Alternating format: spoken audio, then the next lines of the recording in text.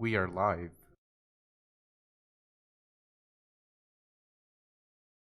YouTube. YouTube. Yes, YouTube.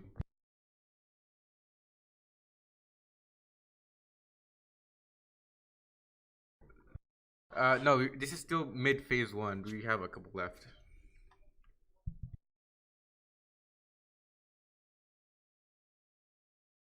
Uh, April 21st, I believe.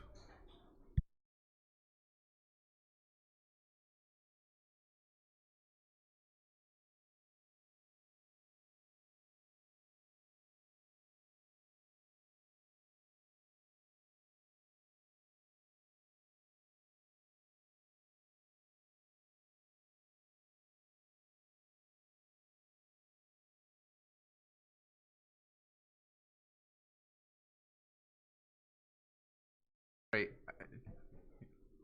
All right. Welcome in, guys. Welcome to the What the Hell Are We Doing podcast featuring Nerdy Albert, our co-host Justin, and our temporary co-host Bryson. Today we'll be interviewing Dr. Bosky, an amazing Twitch streamer from the old good old Twitch. And yeah, let's bring him in. Welcome in, Dr. Bosky. Well, it's great to be here. Thanks for having me, everybody. We're also here with Rochelle, my community manager and super mod. She's been with me from almost the very beginning, and also my other super mod, Zarek, who helps me run both my audio production work and my video pipeline, and is just doing our super mod work. So thank you very much for being here. That's awesome. Thank you for being here. Would you mind just telling the audience who you are, where they can find you, and stuff like that? Introduce more of your co-hosts. Yeah, sure. Will do. So I am Dr. Bosky, and basically I started streaming in 2018 in November. So we've been just over about 2 years now. So we stream 3 times a week, Tuesday, Wednesday, Saturdays, 8 p.m. PST until about 12 a.m. And it's our little corner of the world, and we do all kinds of different things. So we're a community-focused streaming experience, meaning that the community is important. I think of myself as a virtual bartender. I like to see the people that come through the door. I like to know what their favorite drink is. I like to just know how they're doing. And we also facilitate what I like to call a lean forward community, because a lot of Twitch has become a lurk culture, which is fine. Lurkers are fine. But that means that when everyone's leaning back and just enjoying, no one is leaning forward to type and share and exchange. So we carry an old brand of Twitch in that respect, where people still try to say hello when new people come in and people that we haven't seen, and just make you feel welcome. It's an important aspect of how we run our show together, and it wouldn't be possible without my super mods. So I guess let me break that up a little bit. So community focus, streaming experience. We like to answer questions, have a good time, talk about things. We can go from having poop jokes to talking about like how to have better social reform for education. You never know what you're getting, and I think there's a hunger for that, just being able to mix it up and have good conversations. We're also a streamer-friendly streaming experience, so we care very deeply about our streamer friends, and we like being a crossroads for people to meet each other. And together, as I like to say, we are all one Twitch community, and all the people that put in time, we try to make time for. And so, a lot of streamers aren't like that, but that's not our bag. It's not where we're at. So, and we're not necessarily unique in that. But and I think then the other thing is we play different games, variety of games. There's a lot of chatting and some just chatting, things like that, and straight up shenanigans. But we play games like right now we're playing Watch Dogs Legion. We played the last 2 Watch Dogs games. We beat Sekiro on stream, which was crazy hard. We play old school platforming games like Castlevania, Symphony of the Night, and like Bloodstained, things like that. So when we're not playing games, then the last, I think, piece of the show is that we basically have built up a story world for the show, and I call it the Dr. Bosky universe. One part of me is that I've been a video game developer since 1999, and I primarily am on the production side, but I've produced animation and I've done UX design. I can script. I built like an interactive children's story that I did all with scripting using the Unity 3D engine, for instance, a few years ago. So I've got a nice mixture of things. I don't draw very well, but I really want to direct. So, for instance, in the Dr. Bosky world, I work with a small team of folks, and I put on my director hat, and we create characters and animations together. And so I do animation as well with visual effects and things like that. So we're, what I basically like the Dr. Bosky show is just a mixture of all the things I have interests in, all just kind of served up together in terms of experiments. And that becomes the thing that kind of rolls through. I could talk for hours on that, but I think that's kind of what encapsulates it. So Rochelle is, like I mentioned before, she, thanks, Rochelle.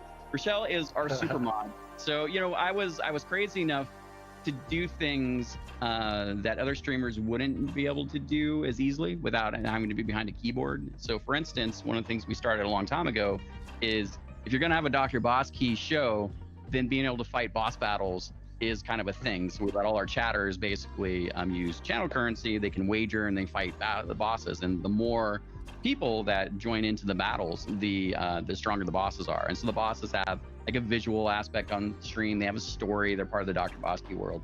And for instance, one of the things that we do is with those channel points, we have a secondary type of currency, which is essentially, we call them boons, right? So, and what we've done over the years is we've rolled out experiments that were either really good or they failed. That's why they're experiments. And like for instance, one of the things we like to do is we have this Nord Meat song that we really like to jam out to with like hype videos. We get excited. I recognize that sometimes when you're having a shit day, you just you want to be able to go someplace and have people recognize who you are. And sometimes you want to be able to have something happen that is gonna like lift you up, right? So we take about 1 minute and 40 seconds. We get a little crazy. We watch the hype video. We sing along. We bust out emotes. It goes crazy. And I recognize that people sometimes just need that, right? And one of the ways for those people to have agency over the streams, the game developer brain, is to then come in, cash in a boon. And we give boons out for good answers and for people that raid and subscribers. It's all tied into the ecosystem. But Rochelle is referred to as the sexy boon mama. And so you come in, you ring the gong, you choose what you want. You feed the kitty a treat, and she does all the accounting for that. If I had to do the accounting for that, I would, it would take up a lot of time on the stream and create weird gaps. So she makes it happen. And so there's a lot of things like that where Rochelle just helps keep the glue together. In addition to all of our other things, recognizing people when we raid and when we do our streams. She helps me do lots of our Twitch clips. And we've been doing it together for about 2 years. And the show would not be what it is, and our social presence wouldn't be what it is without her efforts. Rochelle? Now that I made her blush, 17 Ways to Sunday. I know. And then there's a request from Zay. Can I get a woo woo? Yeah, that's awesome. We get a woo woo. That's awesome. It's that woo woo. All right. So, yeah. So I am like, hello, I'm Ella Rock. I'm one of the main mods for the Dr. Bosky show. So, yeah. So mainly I'm tagged as Sexy Boon Mama. I completely forgot how it started.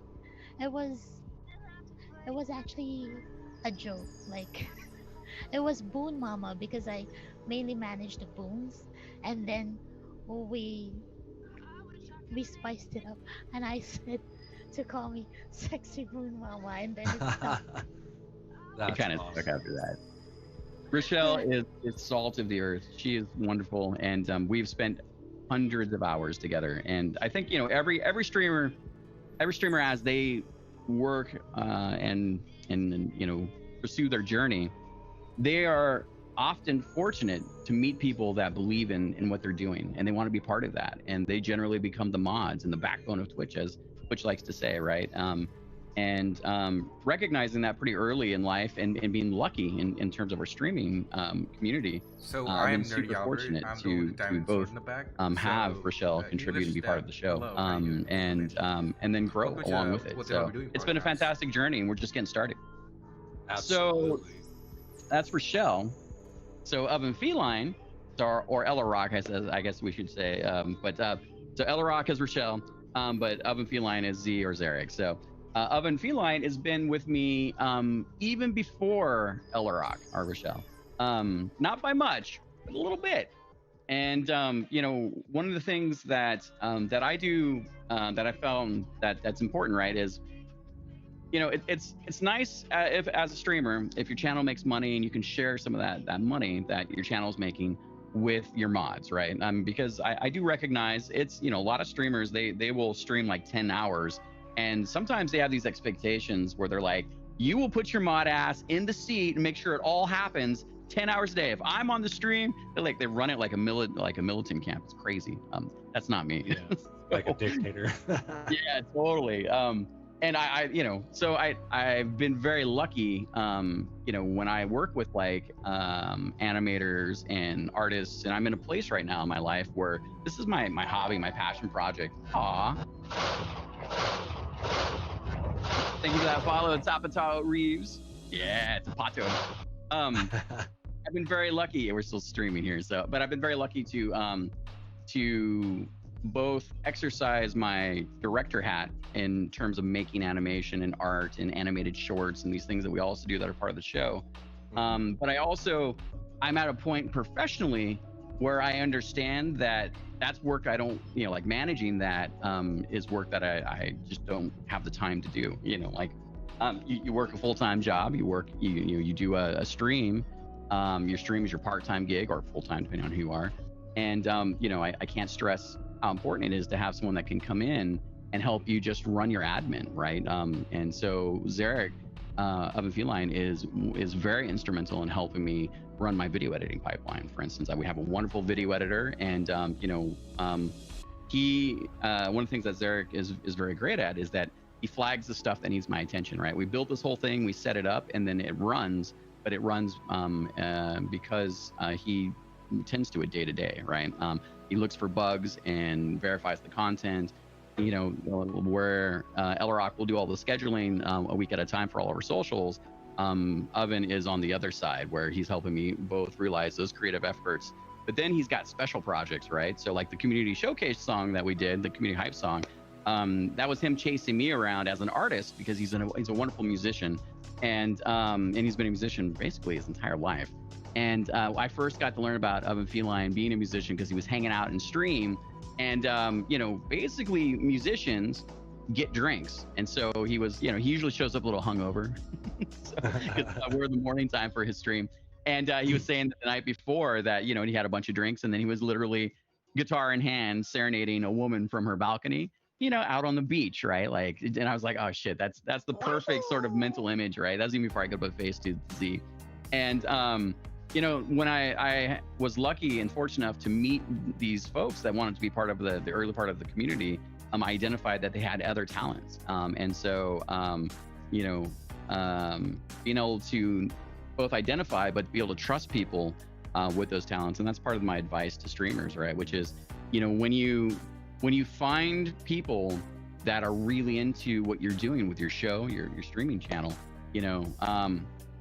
think about how you want to exchange or trade, right? Like with both Elrock and Z, one of the things that I share with them are all my business acumen and my production aspects and my, my development skills. It's not all, while there might be some money here and there where we can, there's also a trade. And you should think about that. And when you're small, there are things you can offer to the people around you and the people that you found that are into whatever you're creating. And you can bring them all around bring them along for a ride, for the ride, I should say. Because here's the reality. I don't know anyone that can do it all.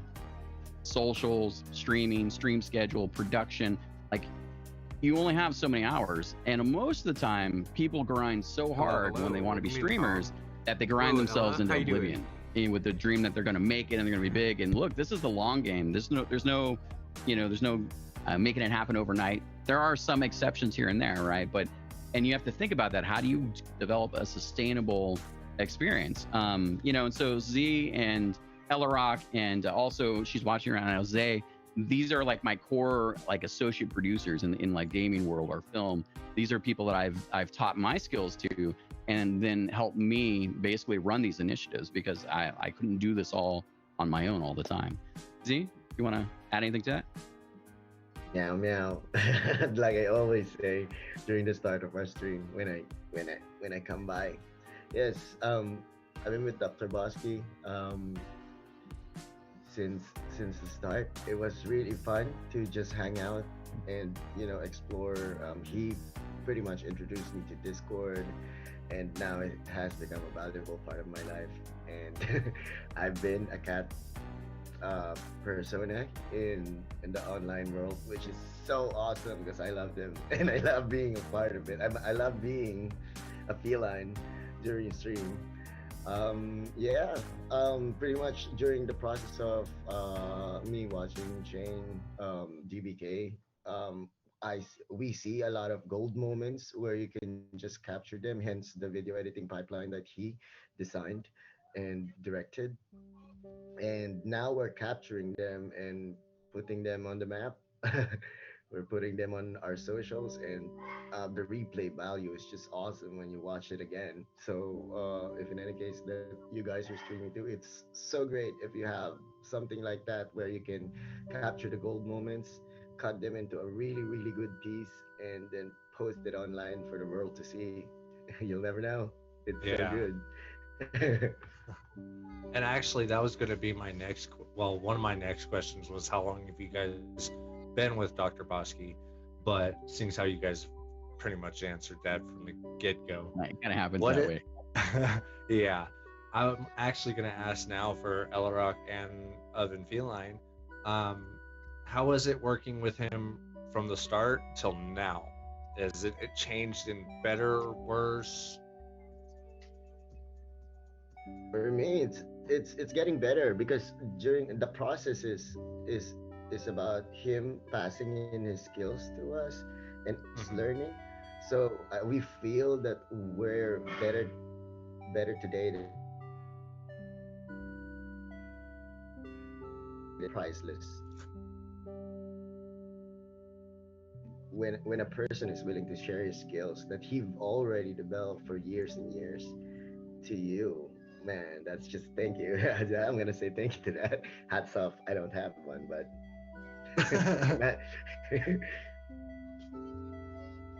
Well, for me, like working with Dr. Bosky, like ever since way back, it's like 2 years now. Yeah, almost 2 years, and it has been. It is actually a wonderful learning experience, and of course, like everyone is on social media, and I have been on social media before, and I did things like I also have my own page, but Cheer one, cheer um, one, cheer one, cheer one, cheer one, cheer one, cheer one, cheer one. Taco man, it's so say. Jose. Our community is popping off right now. It's pretty great. Hey. You guys out there, thank you. But feel free to continue, Elrock. Yeah, and then like ever since I started this the social media campaign, there's a lot more into it. There's a lot more data to learn, and it's there was this time that it was so overwhelming, and I came crying to Dr. Bosky. I'm like, there's so many things to learn, and then he was really patient with me like all the way, and until now, like social media is ever changing. It always continues to change over time, and me and Dr. Bosky still continues to improve. So yeah, That's it's amazing. a never ending fun experience, and I can handle them now, I think. 76. Sorry. It's quite all right. Quick. Jose Alabanu, thank you for gifting that sub to Subtle Warrior 76. 76. Appreciate you. Well, Yeah, I it looks like you guys are an awesome team, just from the way you guys are with each other, especially when we were talking last night and stuff like that. You guys always had smiles on your face. You guys were always cheerful, especially when talking with each other, helping each other out. If there's something you didn't know, you guys would look it up for each other, stuff like that. And it's just amazing to see because you don't really see much of that, especially on Twitch. It's hard. I think that's a good point. Our core tenets for our community, right? Because we're all community leaders, and it's not just me. And is that we want to create good vibes. We want to be vibelicious. We want to make sure that while we can deal with heavy things, and sometimes people come in and they've just got heavy things that happen, right? And we can acknowledge that, and then we can work together to create better vibes, right? Just to be positive and optimistic. Long ago, when I was a much younger Dr. Bosky, I was in my early 20s, I had to deal with issues with rage, right? Like I was a road rage guy, right? Like someone cut me off and I'd like chase them down and and I had to deal with those things and learn how to deal with those, becoming a man in my 20s. And I once had a best friend. We stopped outside of an IHOP, right? And this IHOP is basically in front of this freeway.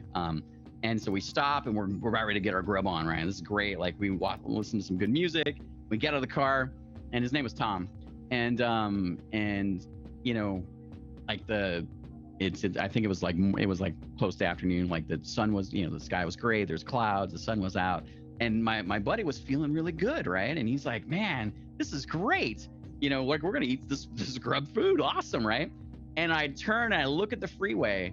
And I say, without missing a beat, I go, "Yeah, too bad. There's a freeway full of cars in front of us." And then he stopped without even saying anything. Then he says to me, he says, "Man, sometimes you're just a real downer." And that was all it took, right? I was like, huh. It's the glass. That's a glass half empty statement for sure. And I realized that even with my best friends, which if you're lucky enough, they can give you that feedback, right? That I was having this impact on them, and that wasn't normally how I felt, but I was moving in that direction, right? If I would have continued making comments and making my observations and always like there could have been something better, then I was going to create, a situation around myself where maybe people didn't want to be part of that.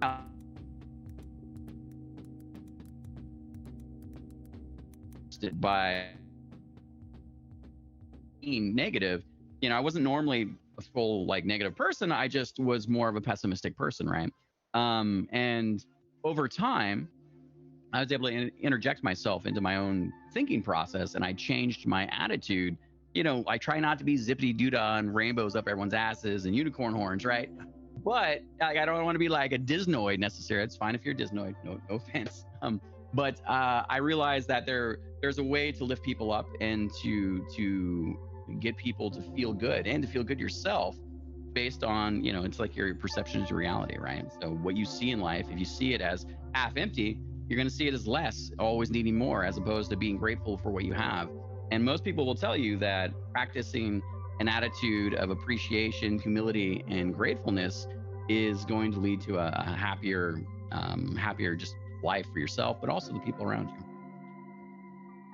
Absolutely, especially being Influencer. Especially being an influencer. Hello?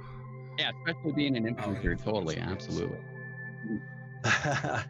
But also being showing humility to others and stuff like that. It just shows that you're a good person at heart and stuff.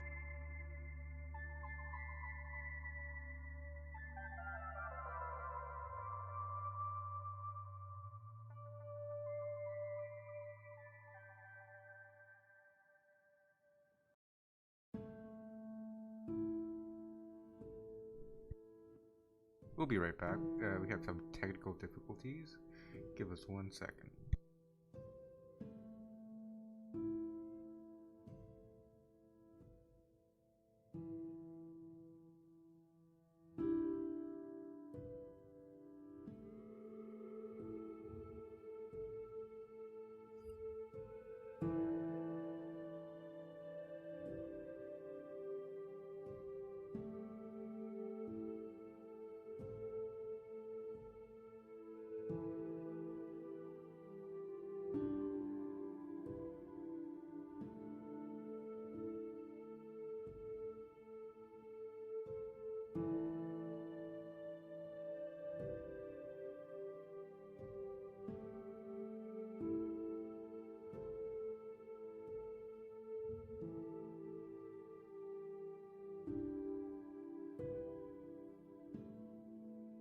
We'll be right back in a short minute.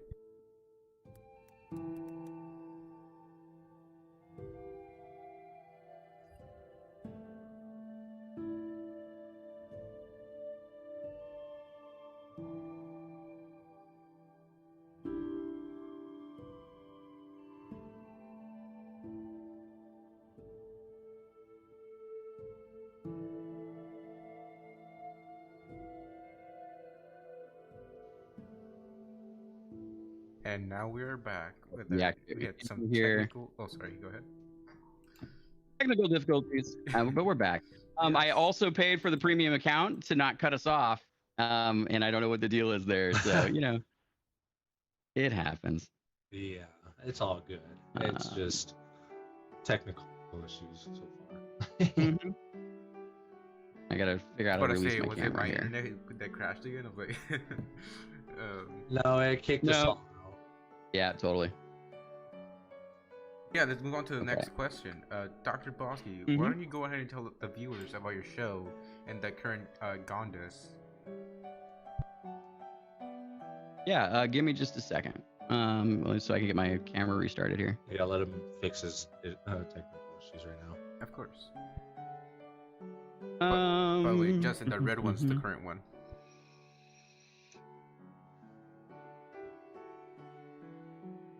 I know which Oh, ones that's we're talking about. I highlighted them in red. First ones.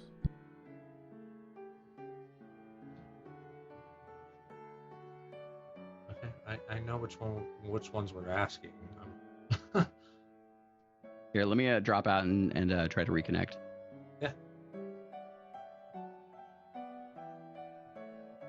Hopefully that doesn't end the call.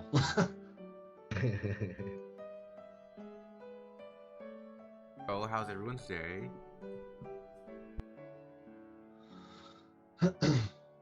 Pretty Well, good. like Dr. Bosky just mentioned, I sometimes show up with a hangover, and I think today is not that day. No, but I sang last night with a couple of really good musicians. So What yeah, song you sing? some Bob Marley songs, but we did it with a harmonica. Oh my god, dude, the harmonica player is so awesome. Is it showing up as 2 of Dr. Yes. Bosky right now? To Dr. Bosky. Yeah. Yeah, it's okay. It's just one of those movies. It's his twin. Don't worry, everyone. It's his twin.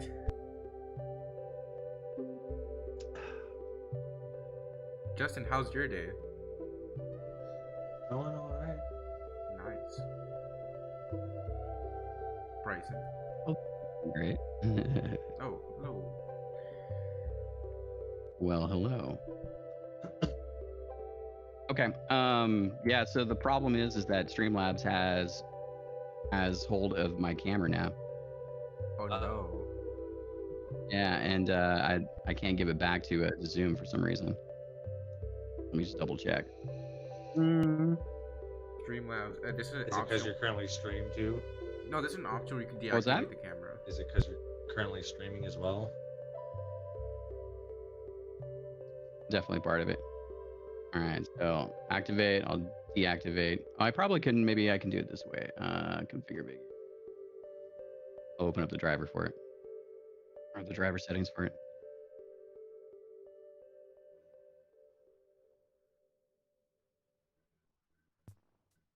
Or not. All right.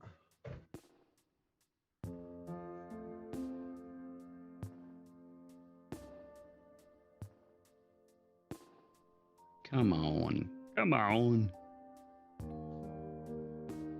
Come on, we got to get to I know, bro. That's for later, Justin.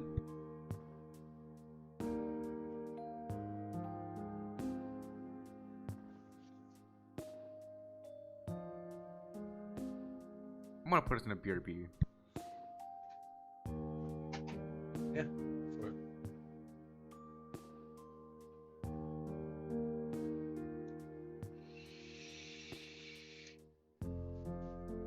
And make sure the stream can't hear us, nerdy. Yeah, you definitely. Yeah, you're. Well, you should be fine. Don't worry, they can't hear us. Ooga booga. Oh. Um.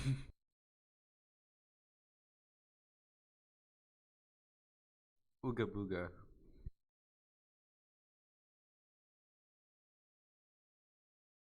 Wait, stream can hear me. Oh, hi stream.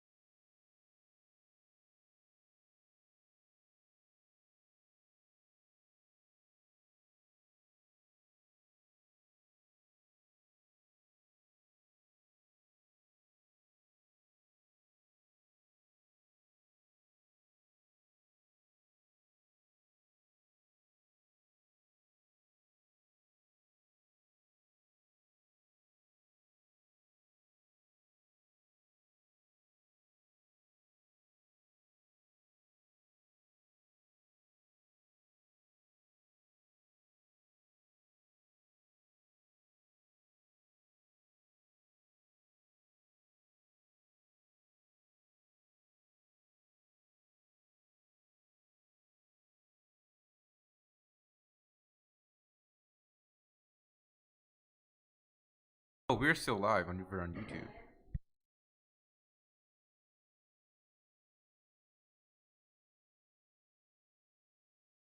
I'm wondering right now is how's your production team going to edit the first stream and into the second stream? That's hard.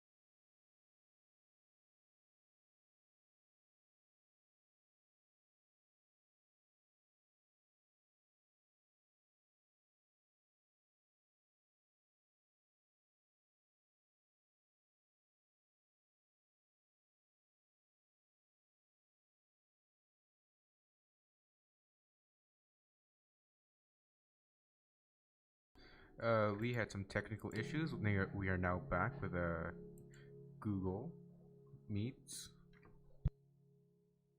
1 2 1 2. 2324. All right, I like that part. That's good. I'm gonna start stream now, since I think we're going. Wait, I don't see my face. Am I where? Okay. It's been a while. Oh, there we go. Hello. Hello. This All was a right, fun let's stream. see. Switch Technologies midstream.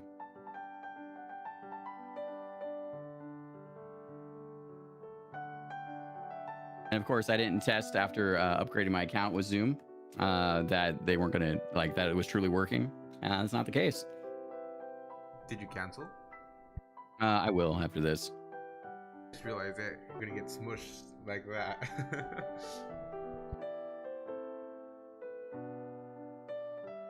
I think I just cut off. But like, yeah, we're getting smushed like this. That's Yeah, we got widescreen now, right? As opposed to squares. Mm-hmm. we have our old. Which makes Huh? that it makes your sword look better. Oh. Yeah. Sword look better. All right. I think we're back. I guess let me double check to see. I'm just curious if we're transcoding. Can you let's take a Elrock, can you take a quick listen, or Z, to the stream? Make sure that we're good. Yep. Audio is good. Transcode. Okay. Ooh, and we got transcodes the second time. Huzzah. Okay. Okay, Justin, microphone check. 1 2 1 2. All right, 1 2 1 2. Beautiful. I've heard Nerdy Z. I've heard Rochelle. Bryson. Yep, I'm here. All right, good. All right, then we're good to go. We're back on live. We're back streaming. We're live. Sorry for the interruption, folks. So Nerdy, you were gonna ask a question about animation. Yes. You tell us about your show, the one you have with Dr. Bossy and his Gondom. Let me just rephrase. Condom. Okay. Condomness. No. Yeah. Yeah, you know. So, so let's see here. Maybe maybe it's easier to share to show. Can I do that? I can do a share screen real quick. I bet. Here. Yeah, we can just try that. We can do that. All right. I think we can. All right. Okay. Cool. Let me know if you can see my screen. You're presenting. Yep. Yeah. Cool. All right. All right. All right. So let's see. So for the folks that don't know what they're seeing right now, this is basically Trello, Trello.com. It's free, up to a certain amount of boards. And this is something I use professionally and I use personally. I use Trello to do our video editing processing pipeline. I use it to do art. And one of the things, if you've been on the show before, you've seen this before. So this represents about 1.5 years of work. So we always have characters in development, and we have finalized characters. So we have this character. His name is Gondis. And this is basically Gondis. And Gondis on the show is this guy here. I think people can see that, right? Yes. And then also Gondis here. So one of the things that we do, those are animations that we made. One was by me, one was by Zay there. Art is from one of our amazing character artists. Hey, Bryson, thank you for that. Thank you for the follow and welcome to the Doctorhood. So one of the things that we discovered is I was like, hey, you can't be a hero if you don't have any boss monsters, right? And so,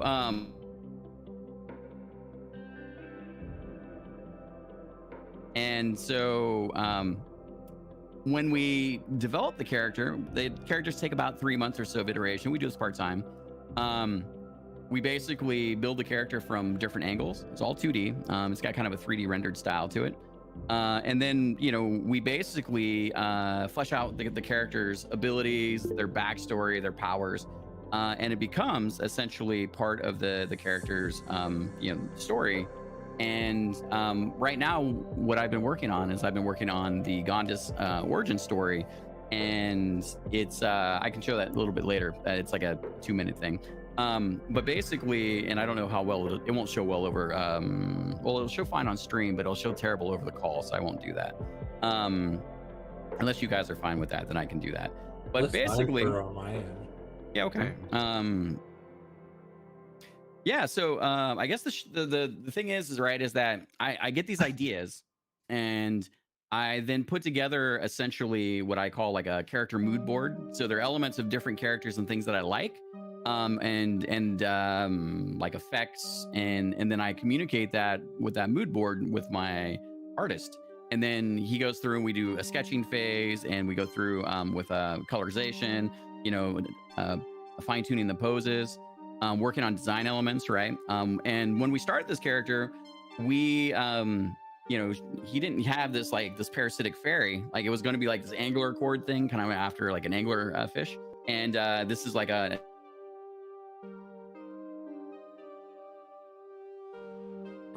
demonic titan. And the angler cord is very will-o'-the-wisp, right? Where the cord kind of lures you in, and then he's hanging out in the shadows. And then before you know it, it's too late and he's defeated you, right? So, a very cool boss monster. But for instance, when we were jamming on this character, we turned that angler cord into essentially Nada, a parasitic fairy. And so Gondis and this parasitic fairy had this basically like a love relationship that happened. She infused him, but gave him power. And then so we came up with design elements like what you see here, where she's basically nested in his back. And then let me take a look. So I got the other one. And then we also came up with some elements like the angler cord could also hold his, we call it the mammer. So we create the weapon, we create the character, we create the backstory. And then part of creating that backstory then becomes the next step for us, which is essentially doing an animated short. So I can give you a sense for that real quick here if you guys want to see that. So we've been working on this particular animated short now for probably 7 months or so.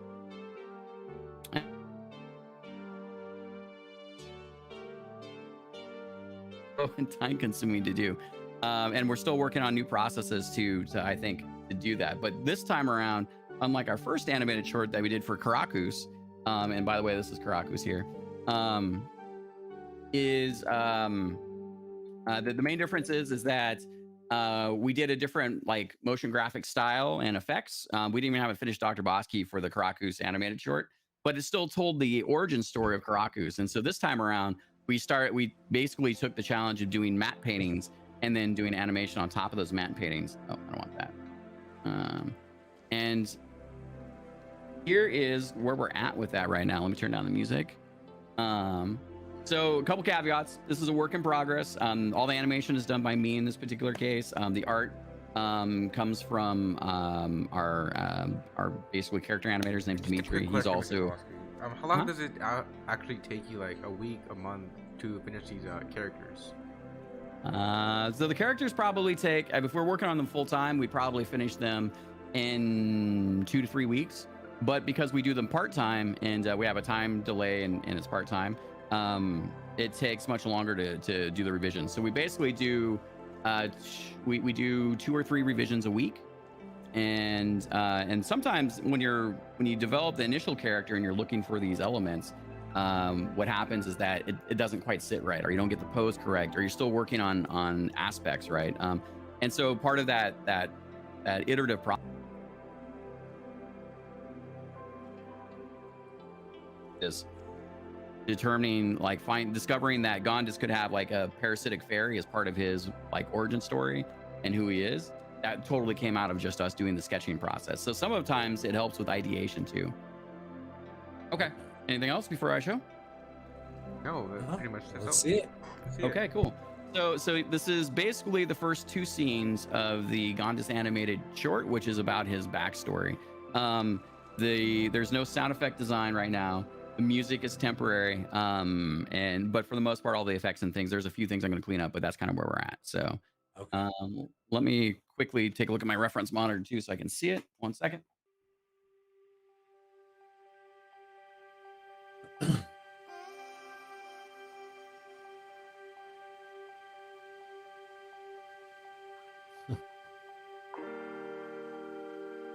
By the way, everyone in Dr. Bosky's stream, can we get a hashtag Dr. Hype in his chat? Just try.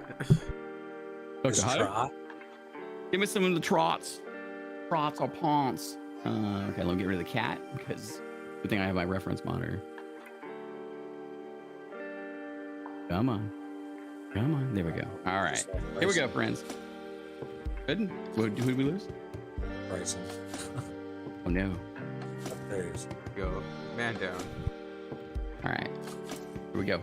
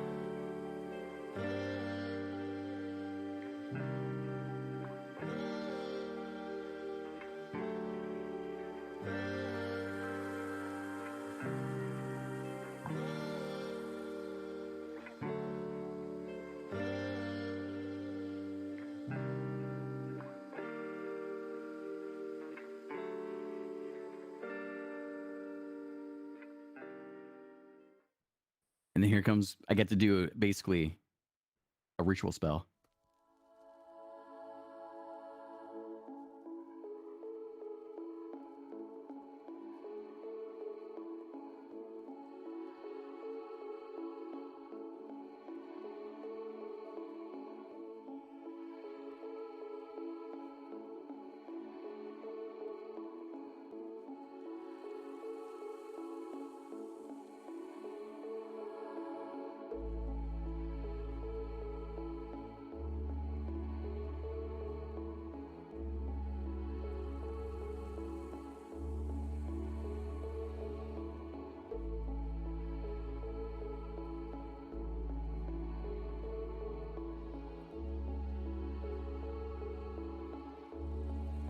Yeah, so that's something else we do on the show. And it's, like I said, the Dr. Bosky show essentially, let me stop presenting here. Bloop, bloop, there we I just go. want to say, Yeah, I like the Dr. way- Bosky show is, Oh, sorry. Go ahead. go ahead. Okay, so I like the way that you went from blue to black to light blue. I just like the transition. It was just very clean. Oh, cool. I appreciate that. Yeah, I'll be honest with you. I don't know what the hell I'm doing, But one thing is true is that I'm, anytime you start something creatively, part of the journey is learning both process and discovering, right? So, and it's been super fun. I think, basically I don't know anyone that has an imagination that wouldn't want to see that imagination come to life, right? And a lot of people are stifled because they don't have the best art skills, or they don't have the best, voice acting. They don't have the best sound design, right? And so the next step for that is that if you can't achieve it by yourself, then you have to collaborate with others to help you realize that vision, right? So this is me essentially basically scratching my director itch, right? And we're still developing a new style and process for the whole thing. So it's been a ton of fun, but it's also a boatload of work. And once I realized that I had this crazy epiphany, right? Which is once we started building these things, basically giving the characters presence in the Dr. Bosky show. So like Gondis is there and Srivis, right? Like, so, and they actually wind up becoming emotes on the show and for Discord and little animations. I call them fun buttons, right? So like you can have, your Gondises like running around, going crazy, and doing things. It became an epiphany for me in particular because the Dr. Bosky world is just that. And basically the Twitch show is the window into that world that we all get to peek through. Absolutely. Awesome. That was absolutely That is amazing. awesome. So your next question would be, what was it like working on Star Wars games, the original versions of Battlefront 1 and 2, I believe you did? I get a little bit. Yeah, so Battlefront 1 and Battlefront 2. Yeah. So for those that you don't know, like I said, I got started in the game industry in 1999, and I got started in QA. And I was very, very fortunate to work at LucasArts. And at that time, working at LucasArts meant that QA teams would often be embedded. They would work with the development teams, sometimes almost up to a year or more out from when the game was going to be released. So as we all know, games come together over lots of years, and they take time and iteration. And sometimes when you think you're going to finish isn't always when you finish, right? So I've been a gamer my entire life. And I was very, very fortunate to have a mom. I mean, this is back, I was born in 1977. So I had a mom that was into basically gaming and like VHS and movies. And we basically bonded around that, right? So she was some of my first experiences into gaming and playing games together with someone that I loved, right? And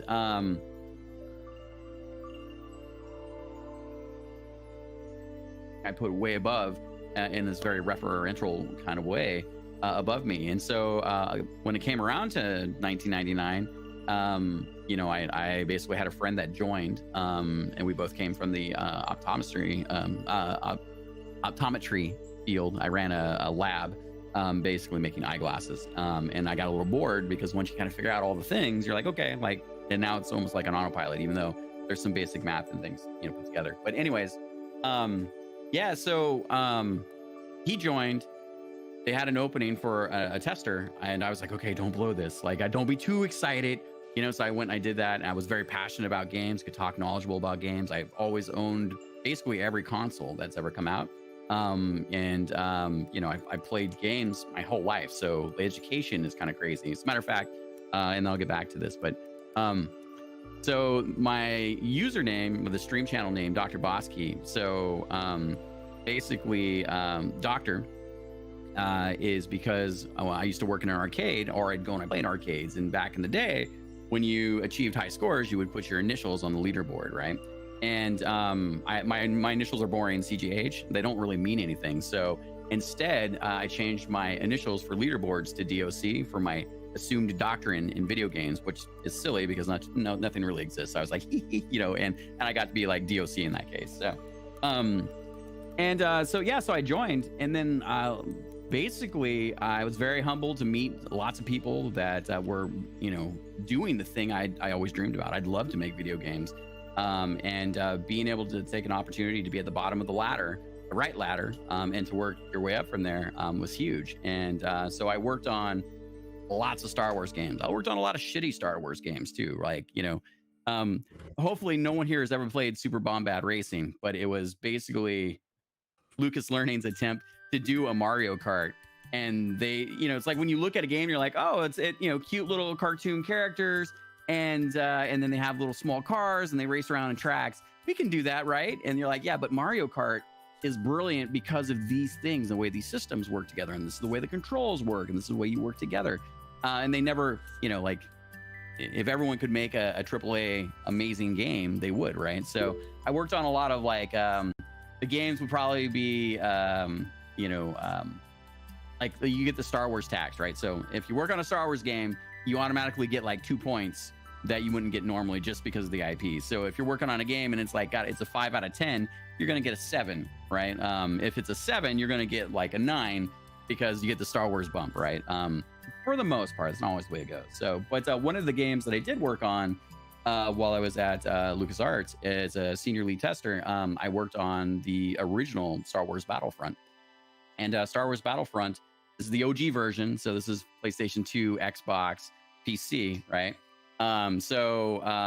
There we worked with Pandemic Games, so we were the QA team, and the game was really in rough shape. The tech was coming online late.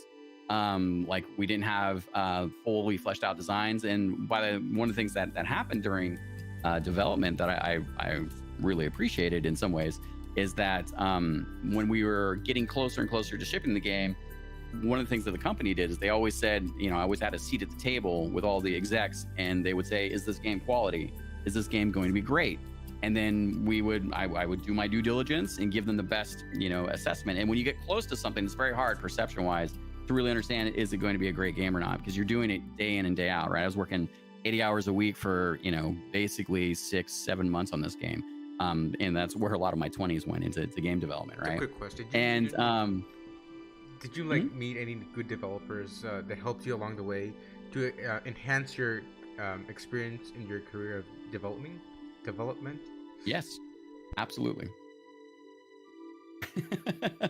I can't really talk about them, but this is maybe the truth behind it, right? Which is when you meet talented. Here's the thing. This is the advice, right?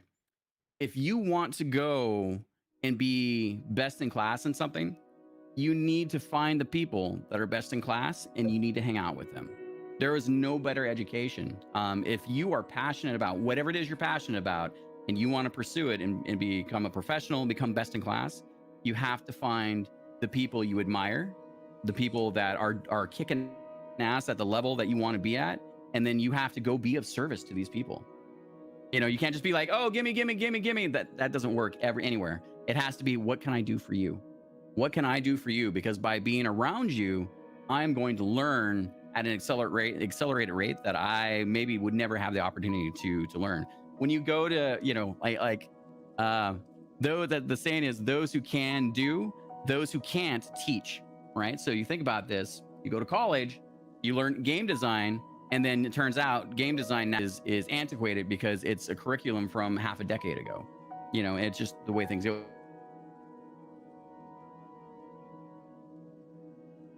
And I'm from programmers.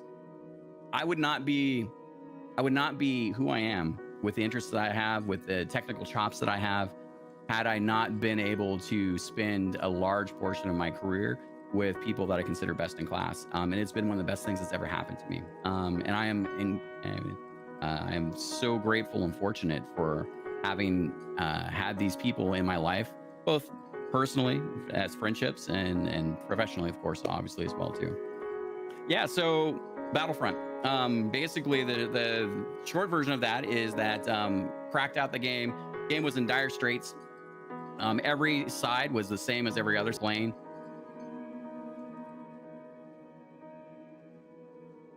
Cutters, right, and a little bit of differentiation with the fact that you had the hero classes, the Vader, like there you couldn't like make everyone the same. Everyone gets a lightsaber, okay, fair enough, in some cases, but you couldn't make everyone the same there because they already had the canon. They had the abilities, of course, that come with being Jedi or Sith, etc. So I seeing this coming, being 4 or 5 months out, I basically I sat down and I was playing a boatload of PlanetSide at that point. PlanetSide is a massive action game by Sony Online Entertainment. It's a different company now for PlanetSide too, but it's the biggest game and closest to a war in a sci-fi universe that you can ever get to. Like you could be driving a squad of tanks and aircraft are coming by and infantry are there and you're fighting. It was amazing, like mind-blowing. I played it with one of my best friends for a long time, played it for years. And it really it inspired me. And so with Battlefront, I was like, okay, cool. We've got basically cookie cutter sides. Each side needs to have their own thing that is different, even though it's the same type of weapon. So like if it's a rocket launcher, this rocket launcher is a single dumbfire rocket that, that does a lot of damage. This rocket launcher does like a spread shot, and you get multiple, you get less damage, but you get a, bigger spread. So it's better in some cases, in some scenarios than other. This one is, this one's got homing missiles, that type of thing. So I went through and wrote basically a 2-page document in succinct bullets. And I said, all right, we need to create variety so that when people play each of the sides, they have something to argue about.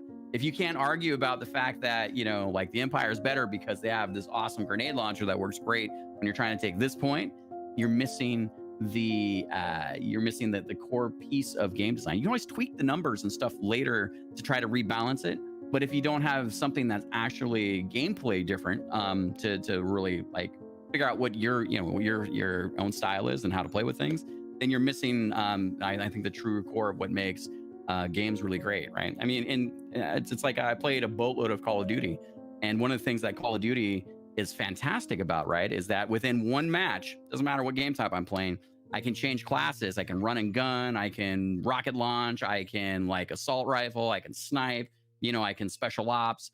There are all these things I can just quickly, rapidly go through. And that's one of the core things that I think Call of Duty does really, really great, right? So I've been a student of games, play games all the time still, and I've been very fortunate to try to learn those lessons and apply those to any of the work that I've done. And luckily for me, Battlefront, Battlefront was one of the best performing games that LucasArts had ever published. And it was great to be part of a successful project and to have a really deep, hands-on, I think, contribution to the game itself. So Justin, Bryson, go ahead and ask your questions you have for Dr. Bosky.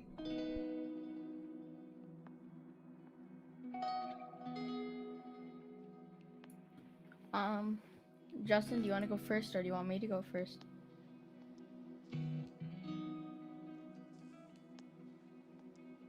You can take it from here. Ask me all your questions, Bryson.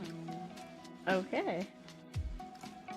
Have you done any music or animations lately? So the animation I just pointed out with the Gondas animated short is that. But on the music side, so not long ago, probably about 6 weeks ago, Zarek, Z, Oven Feline,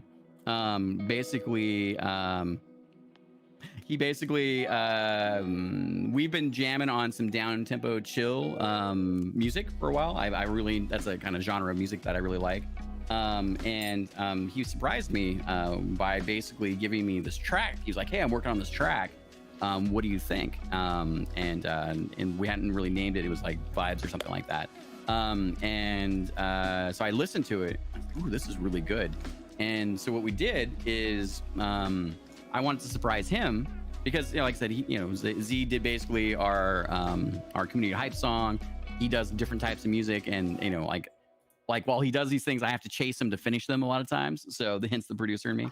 So I wanted to surprise him and turn it around. So what I did is I took the track because it sounded really great, and I challenged myself to do basically a 2 hour, or not 2 hours, sorry, to do within 2 hours. I gave myself a 2 hour time limit to essentially put together kind of a music video.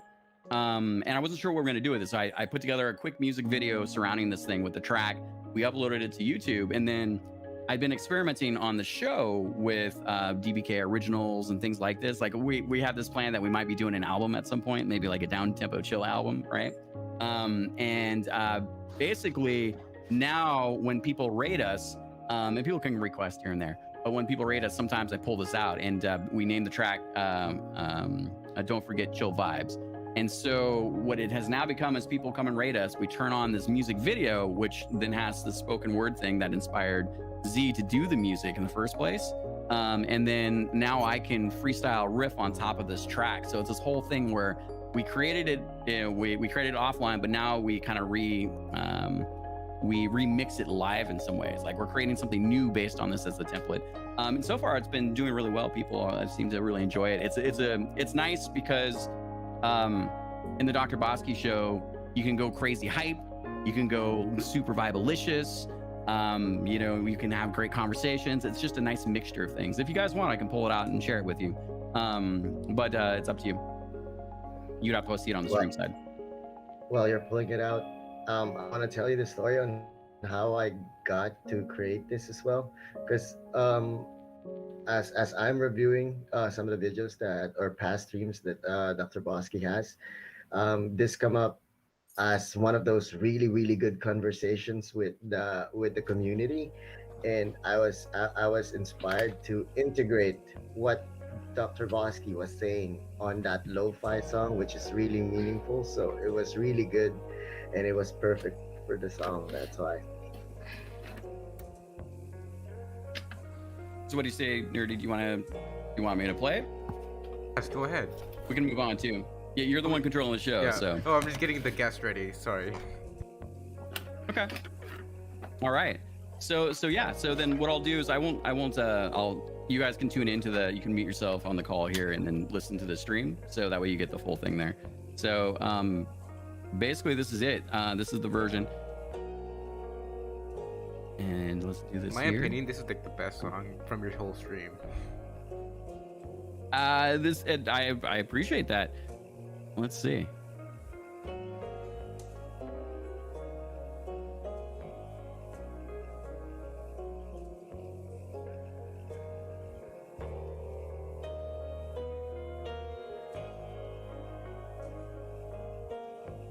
Here we are now, face to face now, hanging out with Nerdy Albert and his friend Justarino, yeah. Mr. Bryson, thank you, my friends.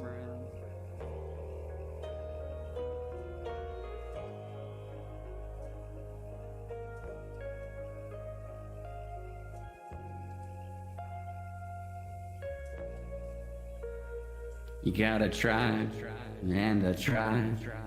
Don't deny yourself pleasures you've forgotten that you didn't like. It's okay, yeah.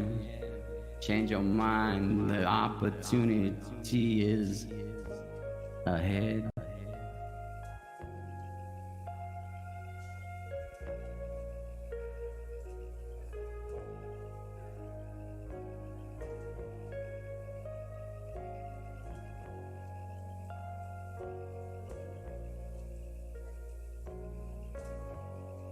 In the Dr. Bosky world you flee, don't worry, you might run back towards we, my friendos. Oh yeah.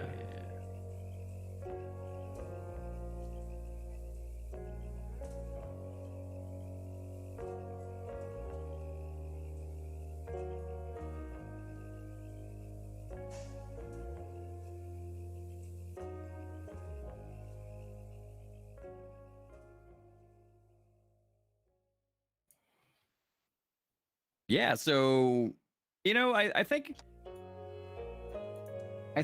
let me add our guest viewer there. I think as a content creator, right? Like I was like, oh, I don't know about content creators. Back in the day, it was like, oh, you play video games and that's the way of creating content. I was like, oh, I guess like anyone can play video games. And then I think one of the things I've learned, right, is that when you start to think about things deeply and you're interacting with whatever medium you're interacting with, you find opportunities and find yourself creating things that you wouldn't expect. They just become inspirations, you know, and that's one of those cases where truly that was a collaboration between myself and Z, and it actually found a way into the show that I'm really, really happy with. It's one of the nice new experiments that we've done, and it'll probably make its way into like things people can request and, you know, and I think just be part of. Hey, Johnny, how's it going? Yeah. All right, what's next?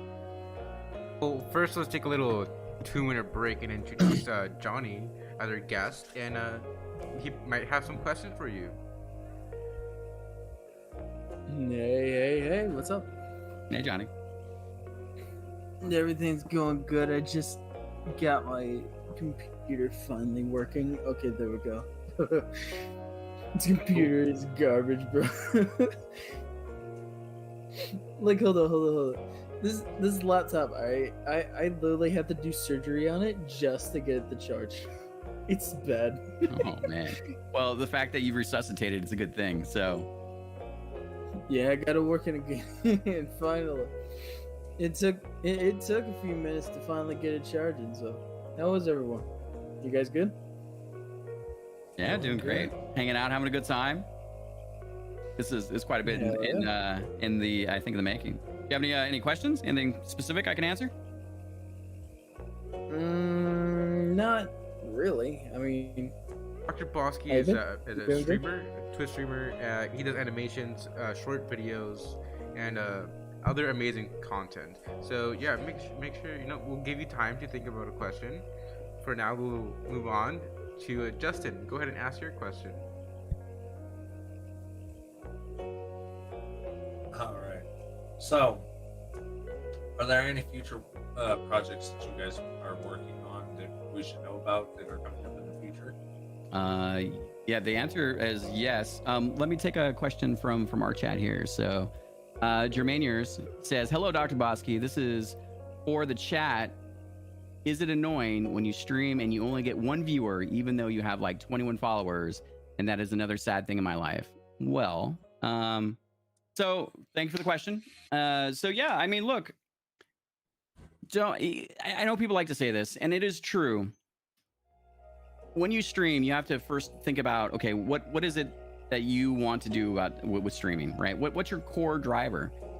If you tie your core drive to needing people to be there all the time, you're going to be disappointed, especially as you grow, because it takes, this didn't happen overnight for me either. Like, it takes time to, to develop your own skills and develop the thing that makes you a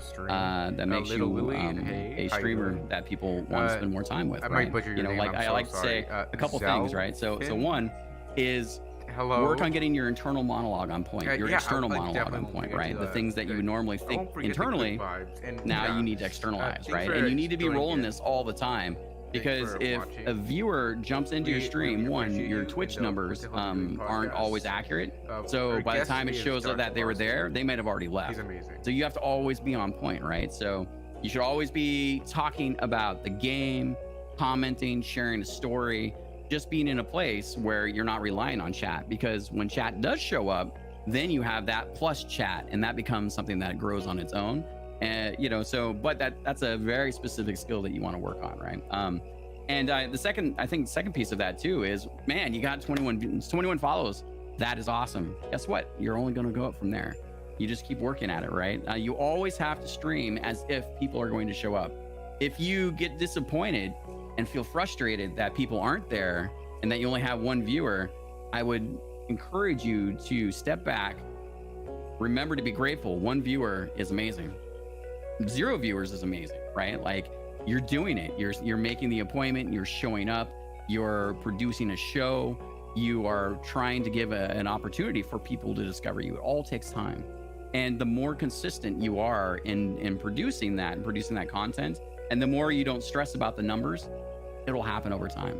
But you have to always be in this pattern of watch all of your VODs, especially when you're new. Like, you finish a show, next day, part of your routine before you stream again should be watch that show, take notes. Where did you get really silent? Where did you grumble a lot, not say anything? Where did you cry? You know, like what did you talk about? Did you talk about anything? Did someone show up and chat and you missed the chat because you're not used to looking at chat all the time, and then they were gone before you actually got to interact? So these are all things you should be like critiquing yourself over, and then those become your notes for improving for your next show. The last piece of that I would encourage you to do, right, is put yourself in the mindset that you want to have for your viewers, right? What type of viewers do you want in your chat? And make it take the opportunity to essentially become that viewer. Do you want to be a lean forward chatter? Do you want to talk about stories? Do you want to ask good questions? One of the things that I personally do, right, is especially when I raid, this is kind of our secret sauce, but whenever I pop out of the lurk and spend time in any of my streaming friends' channels, I always remember in the back of my mind that by writing something into chat and them reading out loud, we are creating content together. By doing something silly, a dad joke, a tickle, encouraging chat to speak up and talk about things, you know, to get a quick census on people are feeling, right? Like show up, be present, and be the type of viewer you would love to have in your chat, because you are the leader of your community, and people they're going to take their cues from your behaviors. And until you really get those in mind for the type of viewer you want to be, the kind of stream you want to create, you're going to have issues getting frustrated about the amount of viewers or not, and the amount that follows. You're on the right track. Just keep going. Another question for you, Dr. Bosky. What inspired you to stream on Twitch? Good question. So real quick, I'll step back to Justin. So Justin, yeah, so upcoming projects, we're going to finish the Gondis animated short. So that's probably another few months for sure. Z and I are still, Evan Feline and I are still collaborating on new tracks. I mean, we're thinking about putting together, like I said, a Dr. Bosky album. So that'd be kind of pretty dope, I think. And I want to do some more collabs in that don't forget chill vibes kind of space. We've got more characters in the universe that we basically want to start sketching out. So that's pretty huge. We're gonna fish. So we have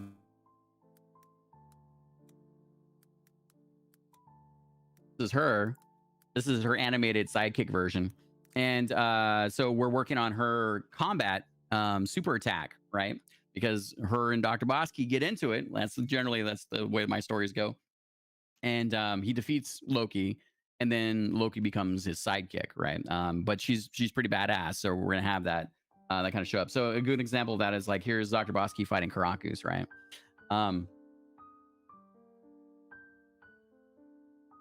And then other projects, look, we're gonna finish Watch Dogs Legion. That's gonna be fun.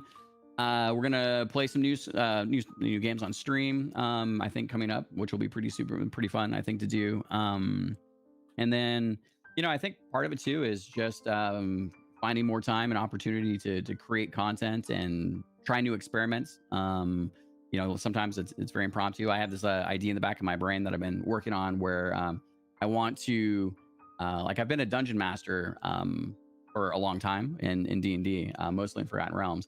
And one of the things I like doing is I like to role play with people, right? So I want to basically turn what we call action text. It's /me and then your text, and that text is in the color of your name. We created this like 2 years ago. I think Zay was one of the reasons why we created this.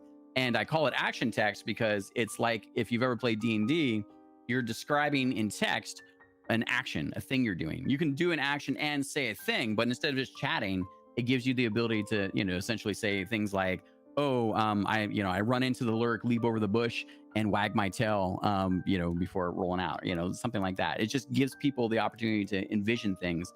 I like to also do silly things like, holds Nerdy Albert high above head for everyone to see. And then in parentheses, I like to say, cue the Zelda Discovery music here. And now everyone in the brand's going, doo doo doo doo, like with Nerdy Albert high, like it's just straight silliness. And what I want to do is bring that back to essentially a file with 20, 30 of these types of things, with the opportunity to then pick a user at random and then feed them an action line text like, oh, Dr. Bosky places a furry little dragon in front of Nerdy Albert's feet, right? And then say, what is Nerdy Albert going to do with that? And then Nerdy Albert now has the opportunity to react, right? Like he can be like, oh shit, I'm going to put a collar on the furry dragon and walk it around through chat.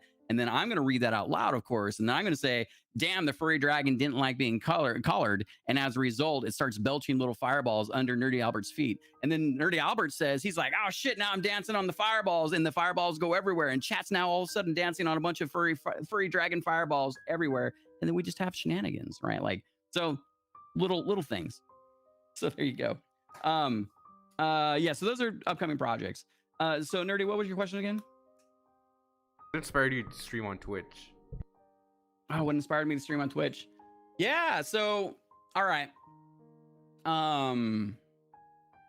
Just over 2 years ago, I had finished essentially a job, a big contract, and then I had a chunk of time off. Like I had like 3, 4, 5 months off between like gigs, you know. Great grandpappy Jay, thank you for that follow. And so during this period of time, I was like, okay, cool. What am I gonna do? What am I gonna do with my time, right? Like as much as I wanted to play video games the whole time and just do shenanigans, I decided to challenge myself and to get serious about learning how to make alternate like income streams, because maybe I wasn't gonna go back to another gig after that. Maybe I wanted to do something different. And so I took the opportunity to really dig deep into like internet marketing. What? Oh my God. Hang on, guys. Red Baron's going crazy. Red Baron gifting 5 subs to the community. Thank you so much, my friendo.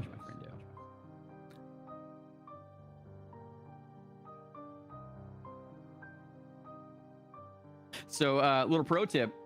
When I had a really hard time knowing when someone resubscribed or subscribed and then also was gifting a sub. So sometimes I thought like I missed a gift sub. And here's your pro tip. Make your gift sub sound effect different than your regular sub sound effect. And so now you always know when that different sound effect. For me, it's it's Pac-Man in that case, right? So I know that those are gifted subs, and so it gives me an audio cue. So even if I miss it in chat, I know what's happened, and I can immediately look and respond to it. So little shorthand things like this are things you didn't expect to, I would never expected to learn without experience. It's very, very kind of you. Thank you so much, Red Baron. If you got a gifted sub, please thank Red Baron. And welcome to the Doctorhood. If this is a multi-month sub for you, welcome back. So there I was, right? And I wanted to learn how to sell things online. And here's the thing is I fucking hate marketing, right? Like I grew up in an era where I would see the car commercial and the bikinis and the beer and all this. Like I was turning the music, I turned the audio off on the TV, and I'd watch these commercials. And I've always been the kind of person that wants to look a little bit further behind the curtain. And it's like basically all these companies are telling me that if I buy their car, I'm going to get sex, or if I go and drink this beer, we're going to have lots of good parties, right? Like, and they were projecting a lifestyle and visuals that that were part of the marketing and advertising at that point, right? And I always felt that was disingenuous because that wasn't generally the way real life worked, right? Even being just a kid. And so I also had all these pretenses about what it meant to be a salesman, to sell anything, right? Images of like the smarmy cars salesman, right? Like, buy my lemon, this shit's falling apart. It's been in 17 wrecks, but we got Bondo to protect it, right? Like, just get it off the lot so you can't bring it back, right? Like, and it took me a while. So I took on education. They call it full stack university at this point. But basically, I learned how to automate and develop a real, I think, salesman acumen. And in this particular case, it was about selling through storytelling. And the short version of it is that I had to figure out and get right with the idea of what it means to sell. And for me, some of the best sales people are people that are serving what they sell, right? So you're selling good products, you're selling good services.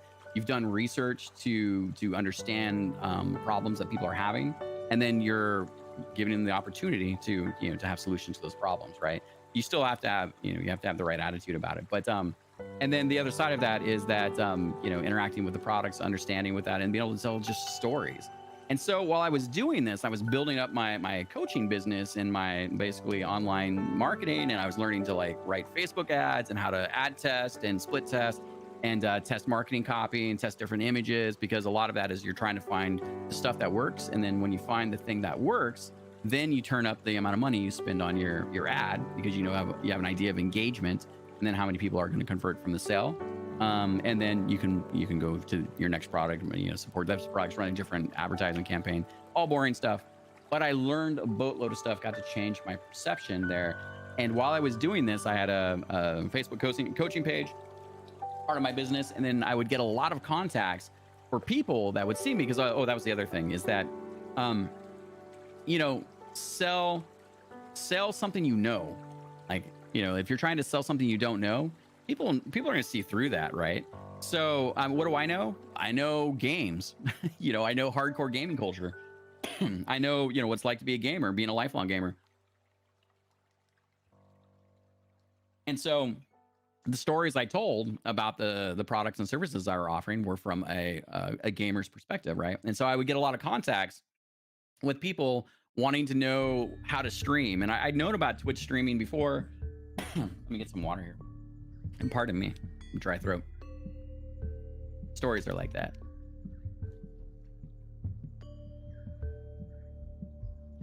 Ah, much better. So, yeah, so basically, the contacts I was getting on my Facebook page were more often than not, every week I was getting like a few questions about like, hey, I'd like to get into streaming video games. Is there a way I could do that? You know, hey, I want to be popular on Twitch. How do I do that? You know, and a lot of those were just easy softball questions, and I would give them resources. But then I started digging a little bit. I'd known about Twitch streaming. I did some stuff with Twitch, you know, like 2014, 2015, something like that. It was more for business at that point, but you know, I'd learned.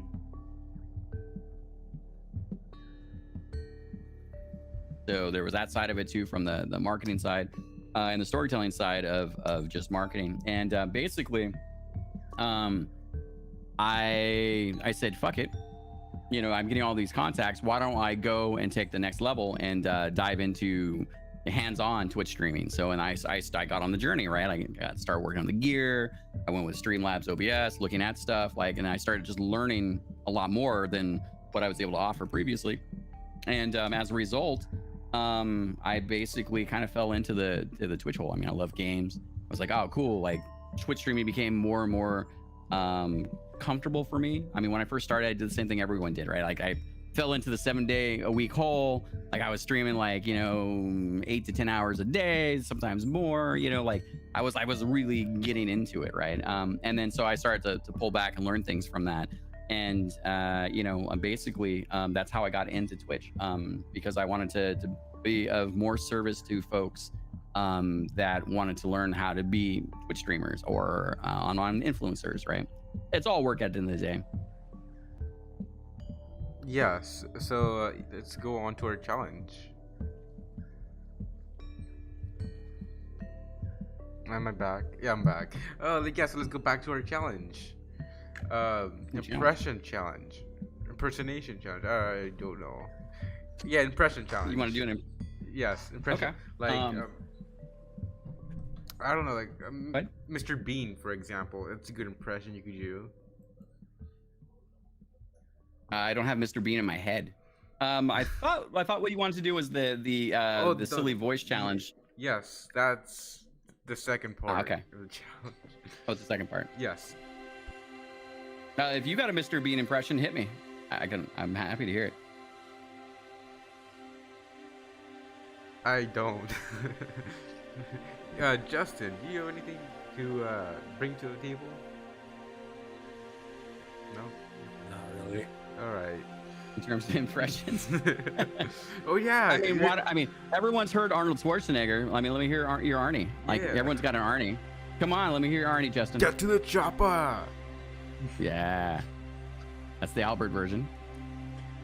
Let's hear you, Justin. That's from Total Recall. That bastard will go again. He's got all over. Come on, get to the chopper now. Get to the chopper. Do flowers grow around here? What the? Stop it! Stop it!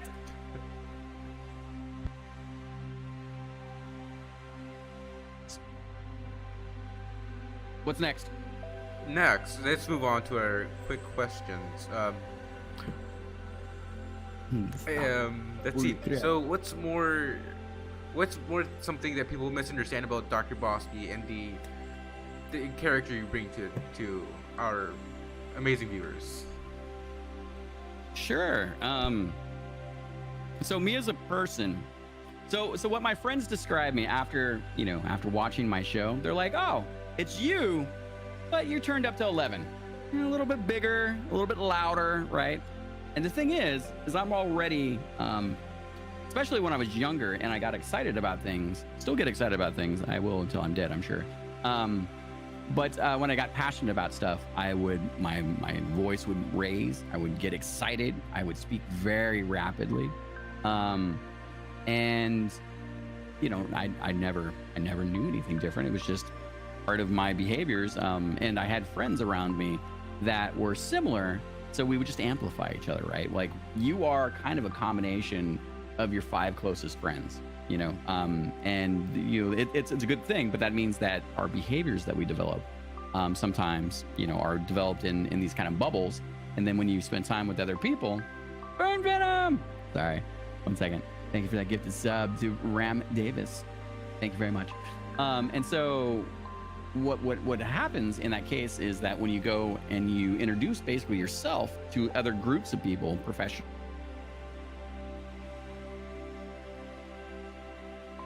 often people would say that I was really loud, like in that they thought that I was being loud so I could be dominant, like more aggressive. I'm not a very aggressive person.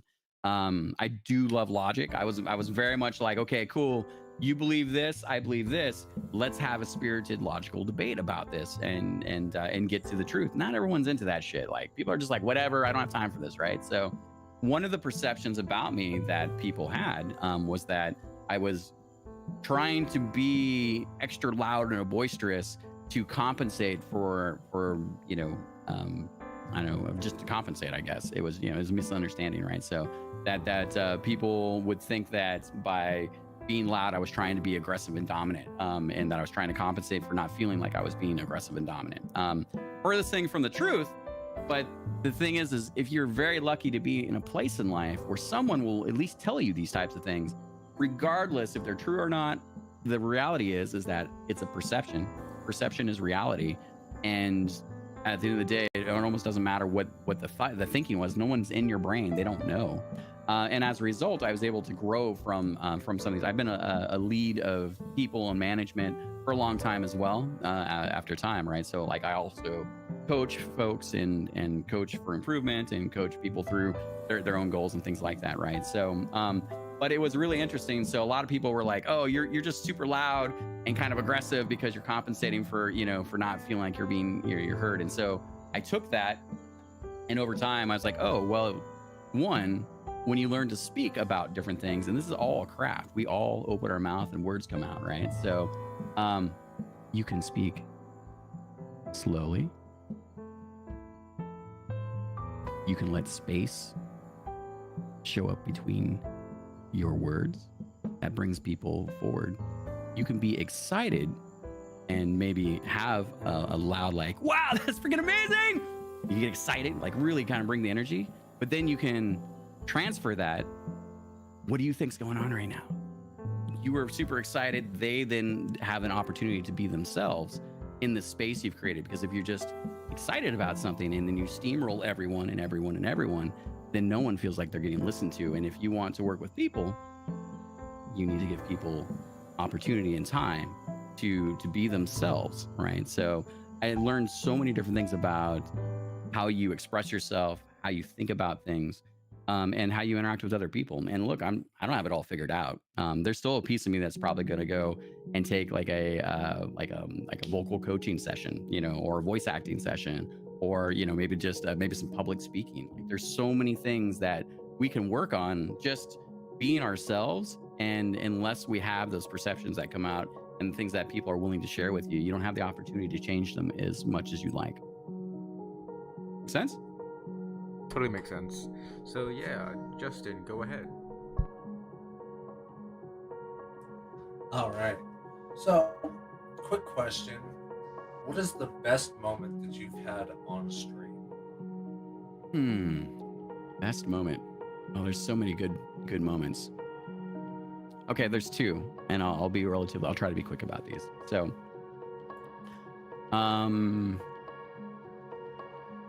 was it last year? I think it was the year before. So we played through RDR2, Red Dead Redemption 2, and I played through with a lot of folks here. And you know, when I came to streaming, you can intellectualize that you're gonna get the W, you're gonna have a win, everyone's gonna get excited, right? You're gonna have emotion, and as a streamer, you are kind of like a filter for the experience that your audience is watching, right? Like how you experience it. Like people are there for you and kind of your commentary on it, right? Or your reactions. And intellectually, I knew that I'd have emotional responses, but and I won't spoil anything here, but as you play through Red Dead Redemption 2, especially when you get to towards, they do it very cleverly, but there are key points in the game that are really like tearjerker moments. They're mastercraft experiences. Like stuff happens, and you're like, whoa, this really just kind of, you know, like really gets to you, right? So there I am, and you know, we're getting to one of these moments. And I'm just like, I'm there. I'm in the pocket, you know, like I'm in the game. We're thinking like it's single player. The stuff is going down. The music comes up. It's just pulling all my heartstrings, right? And I have a cry. You know, I'm a modern man in this respect. You know, brought up more like a 1950s man, but emotion's an important thing. And you know, I've got, you know, try not to get my like, oh my God, I'm crying savagely face, my ugly cat cry, you know, like cry face. I'm trying my best. You know, I got the quivery chin, the lip, the tears are coming down the cheeks, and I'm having a stoic cry, right? And I'm having this vulnerable moment with, you know, 40 viewers, you know, like people are whispering on the side. They're like, we're right there with you, man. This is crazy, right? Like it was so intense, and it rocked me. I was like, holy shit, this was like masterclass level craft level art. The game is phenomenal, and I had this meta experience because we played through the whole game up to that point as well with my viewers and you know, our community. And I thought about that experience. I shared it with some of my close friends. It really blew my mind. For like 2 weeks, I told my dad about it because he's a cowboy, and I almost cried again thinking about it, right? And I was like, man, like when you're a streamer, the more you know, like this is the turned up to 11 version of me, right? But I'm still me. And the more that you can dial into just being the humility, the humble self of you and sharing that with people, the stronger the connections get, and the you know, quite honestly, the better the memories are. I never thought I'd be doing it, and it was really kind of scary. I was like, damn, I'm doing this with kind of strangers. Anyone could be watching right now. And it was mind-blowing on so many levels to be vulnerable like that in my element, on my show with my friends.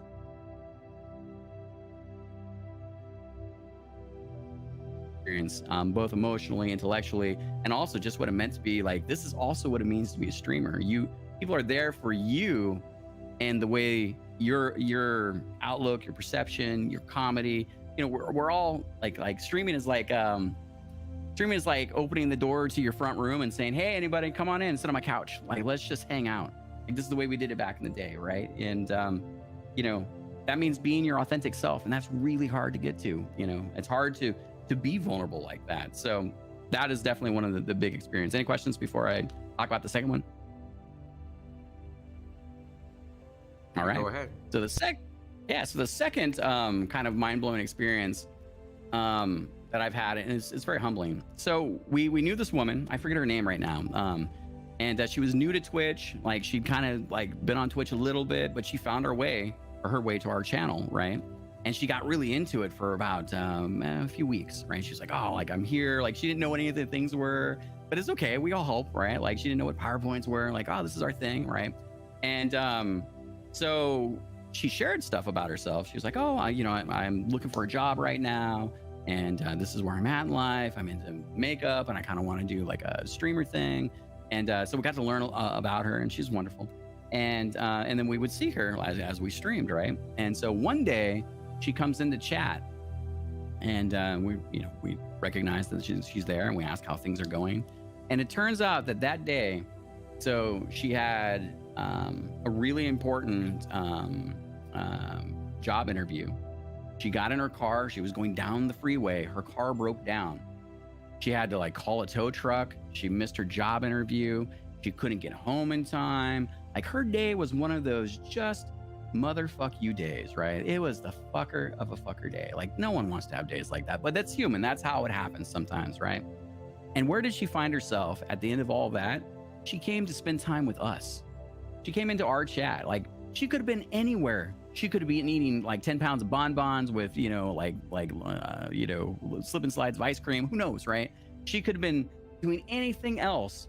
But the thing that she decided she wanted to do is she wanted to come and say hello and just share and just be recognized.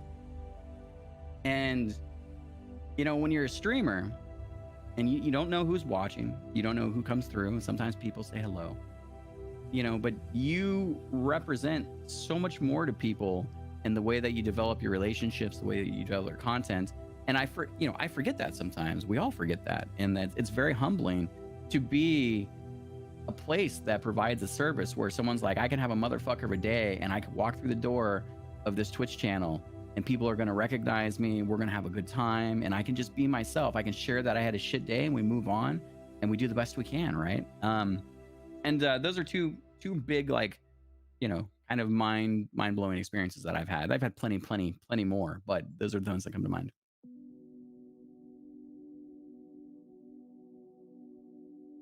I felt you on the RDR.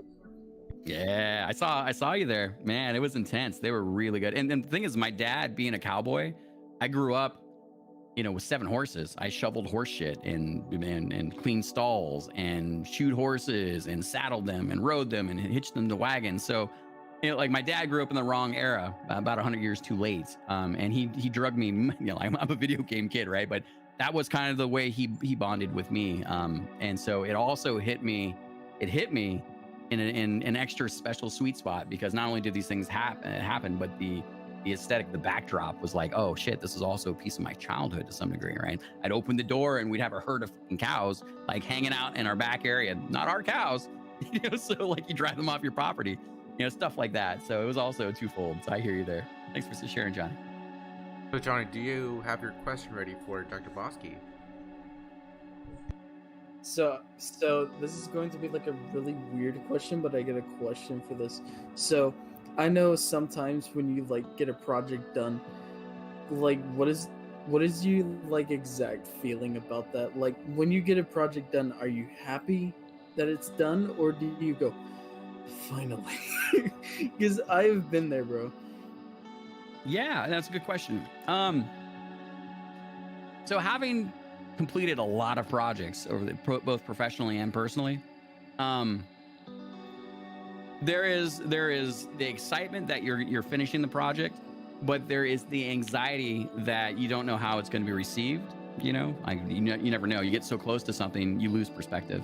And then there's just nothing is ever really done, right? Like I think there's a really great quote that I forget that I read somewhere, which is basically that it basically says that all a finished project is something that you've beaten so much and you've left behind, and that's what's left. Like you could always beat it more. Like there's no perfect project. You can actually spend too much time on a project tinkering with it and actually ruin the project where you probably should have stopped. So it's kind of a mixture of those two things. One, the relief of being close to being done, the anxiety of like what's going to happen next, because projects, depending on how much time they take, they wind up having an effect on just your life, the people around you. You know, when I'm in the middle of crunching through a video game project, right? Like my loved ones, you know, when you're working 60 hours a week, they know, they're like, okay, cool. We'll have dinner sometimes. And, you know, like we'll spend a little bit of time together here and there, but there's not much time left. So, and then there's the creative side, right? Which is, I've never finished a project and felt like it was 100% complete. It could always been better. Could have had more bugs fixed. It could have been a better design. It needed more iteration and testing, you know. And that's why, like I mentioned earlier, when I did the Don't Forget Chill Vibes, basically that in finishing that I gave myself a 2-hour challenge, right? Because I knew there's already a piece of me that was like, okay, cool, we're gonna do a music video. Let's figure out all these things, get the footage together. And I knew that I could have easily spent 3 days, 4 days, a week, 2 weeks. Like I could have noodled on that thing forever. And I was like, okay, cool. Let me do what I call like these little skill challenges. They're just little pet projects where it's like, all right, 2 hours. And at the end of that, like you know, you only have so much for research, you only have so much for execution, and then to get things rendered out. And then you're like, okay, time's ticking, like not, you know, like let's actually close and then move on.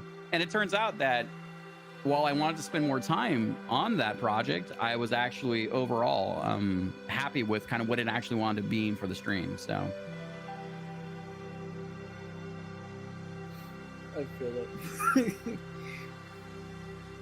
Hey, thanks for joining us, Johnny. Thank you. No problem. Another question: Have you ever gone through like a kind of like that mental state of like trying to start Twitch? Because I know, dude, every day feels like that. I mean, look, there's a little piece of me last night that said, fuck, I gotta do this podcast. That's just human nature. Like I personally, I try not to make as many plans as possible for the future because I don't like looking forward to them. Some of it could be unhealthy, right? But I've always been, you know, like I've always drugged my feet getting to the party. When I'm at the party, shit, we're having a great time. I don't know why I was even like, you know, and the reason why I was dragging my feet about getting to the party is because I could have been doing something else that wasn't a have to. I'm the type of person that doesn't want to have to. Like you have to, yeah. We'll see about that, huh? Like, you know, like, that's a big piece of my DNA.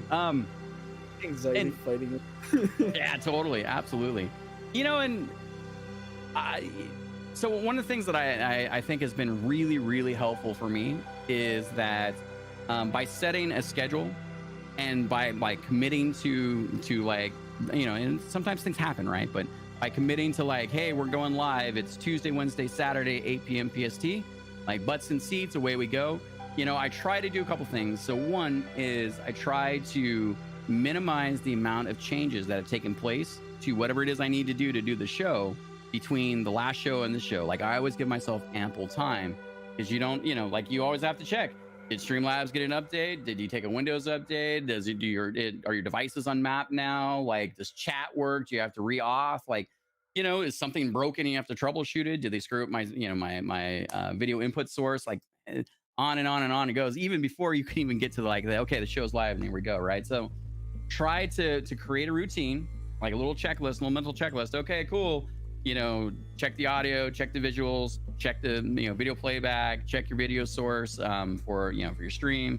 You know, make sure that you're listening to your Twitch stream. So when you go live, you can hear your own vocals and audio. Make sure everything's good there.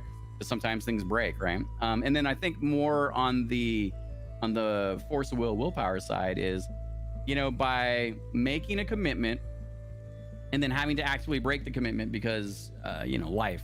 You know, at least at that point, you're reflecting on you breaking the commitment. If you decide never to have a consistent commitment, then whenever you break it, it doesn't matter because you weren't consistent to begin with. And so that helps keep me like coming back because I'm like, I committed to people that Tuesday, Wednesday, Saturday. And, you know, I'm very humble and I'm very lucky that people show up and we do it by appointment, you know, and I've tweaked and tuned my schedule quite a bit, right? I used to stream 4 days a week and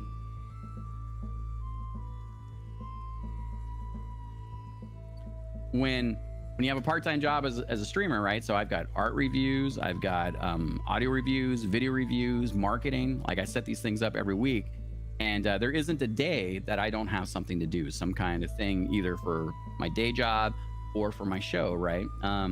And I recognize that, oh, like this is a little too full. It's extra full for me, and it terrifies me in a lot of ways. And I think that one of the ways that I deal with that is that I try to keep things in a, you know, I've got my calendar, it's all blocked out. I've got my reminders that help put my butt in place.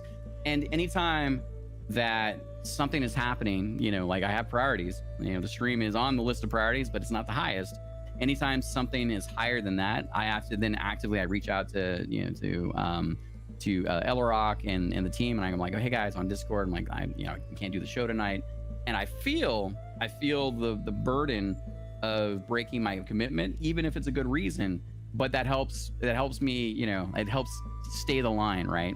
Because if you don't have some kind of outward commitment to people and to yourself, then it's hard to hold yourself accountable for that. You know, and some of it too, right, is at the end of last year, I think, you know, I really didn't take any time off from streaming. I would have time off from day job, and then I would stream like normal, and then I would go back to day job, and I was like, damn, I feel like I'm more rested, but there's something else going on here, because I still feel like you know, I haven't recharged completely. And I was like, oh yeah, you're being a dumbass, and essentially like the stream, even though it's a hobby, is also work, right? It's your mental fortitude to push forward, and every time you do a show, that is you pushing forward, right? And so a couple things that help in that, right, is dialing your time. Like, how much time do you want?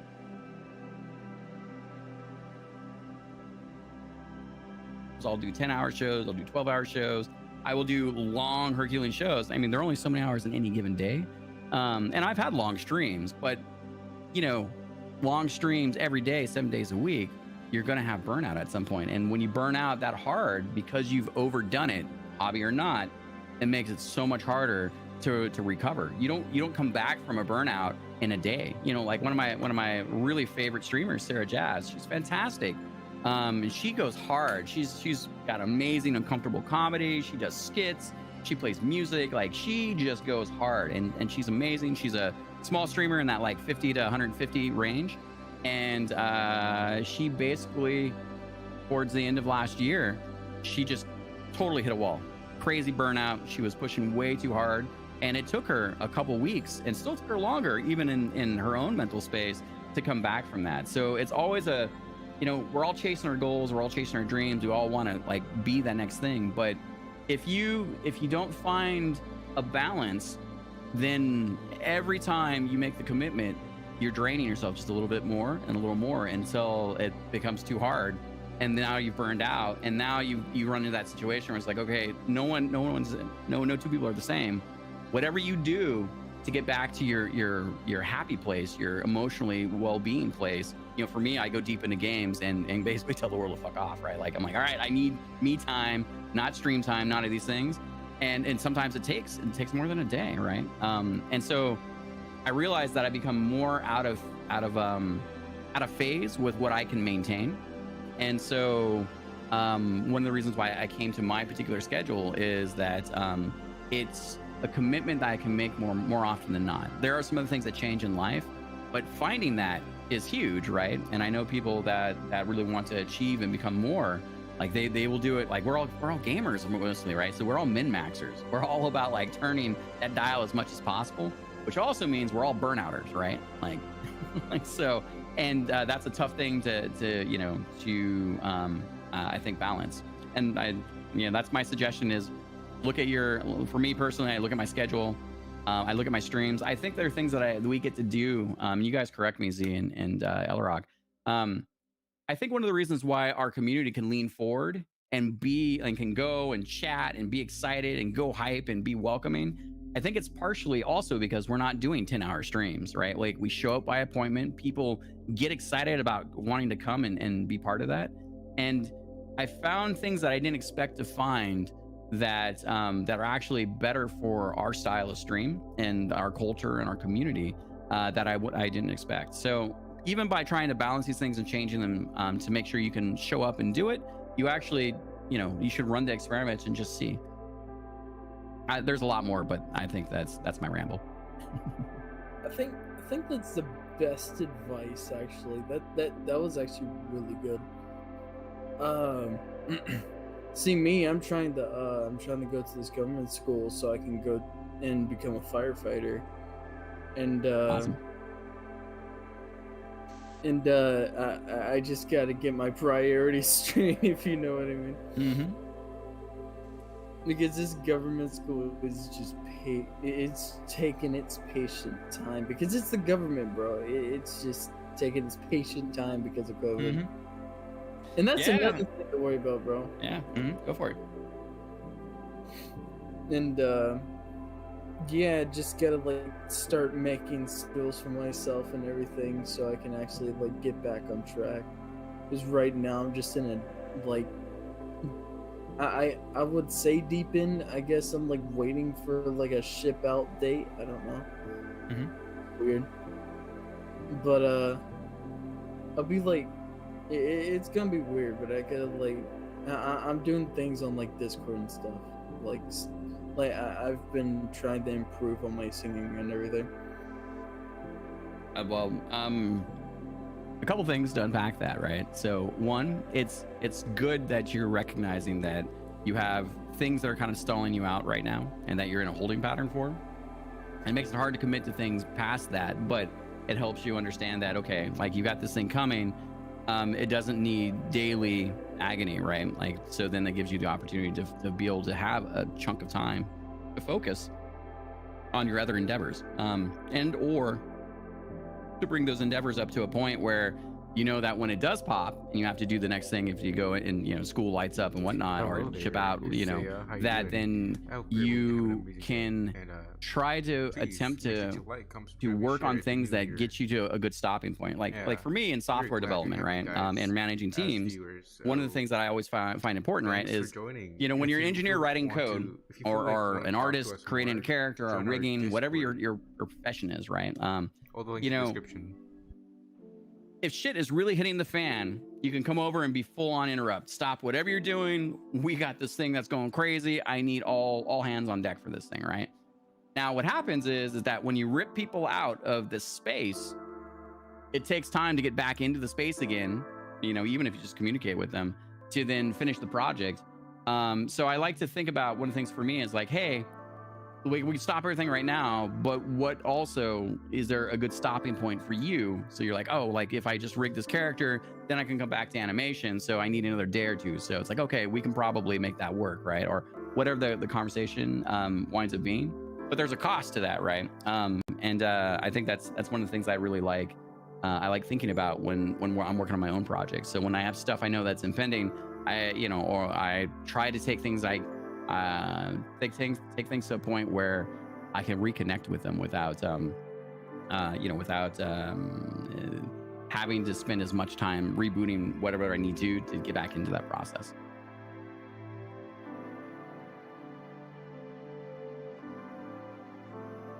So now we're moving to Bryson.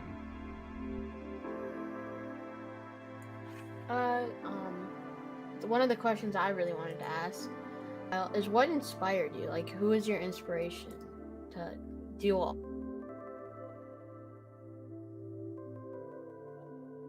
Very big question. Well, I'm pretty sure it was Iron Tooth. Yeah. No, I guess it wasn't Iron Tooth. Okay, so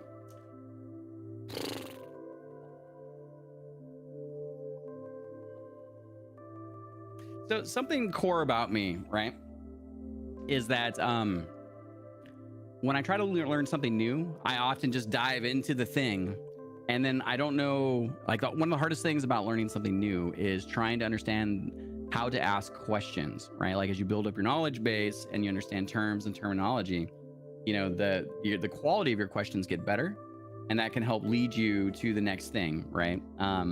It's like when I sit down to do an animation, like I learned After Effects, and one of the processes I naturally go through, and I don't know if this is just the way I do it, right? Like I haven't necessarily learned it necessarily from other people, but like, it may not be too, I mean, it might be its thing, so whatever.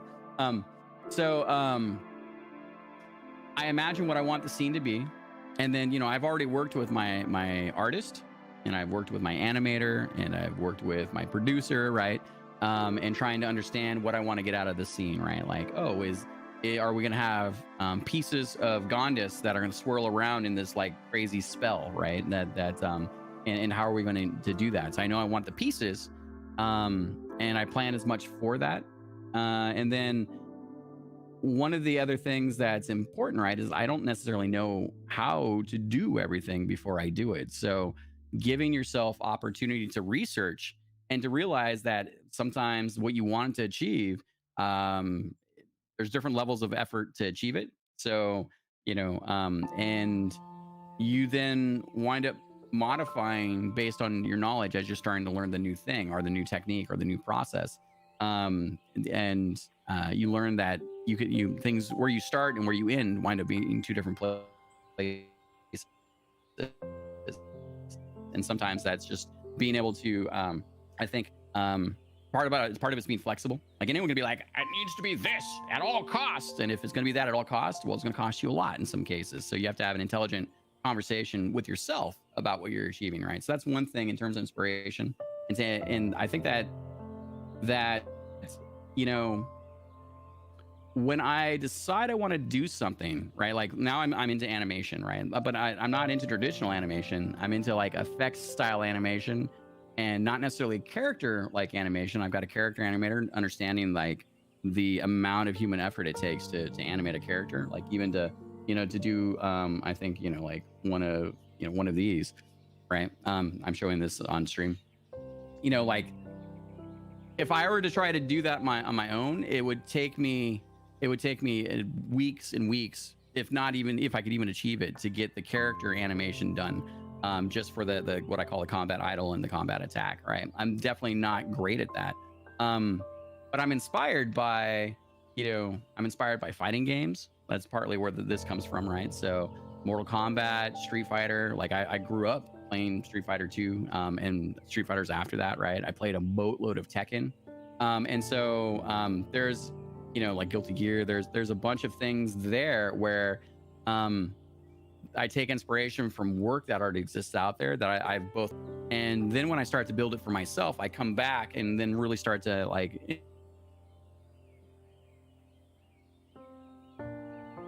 combat idle animations and combat attacks.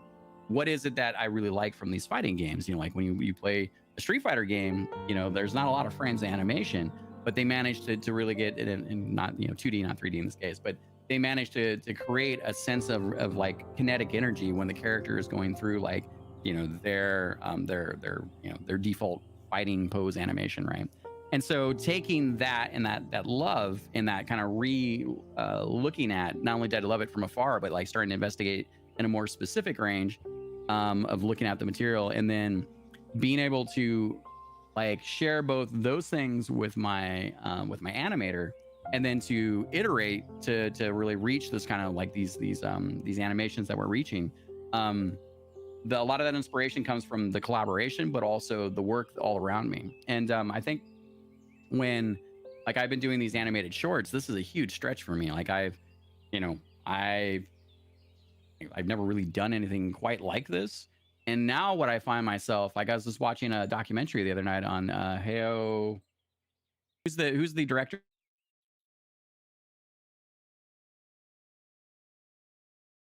Toro. But anyways, he's in my brain right there, but I can't think of his name. But I was watching this documentary the other night on this, and I was like, when you take on special projects, when you're like, I want to do this thing, and as long as you don't tear yourself down about it, because everyone's got to start somewhere. Everyone is terrible when they start. You can't let that stop you, right?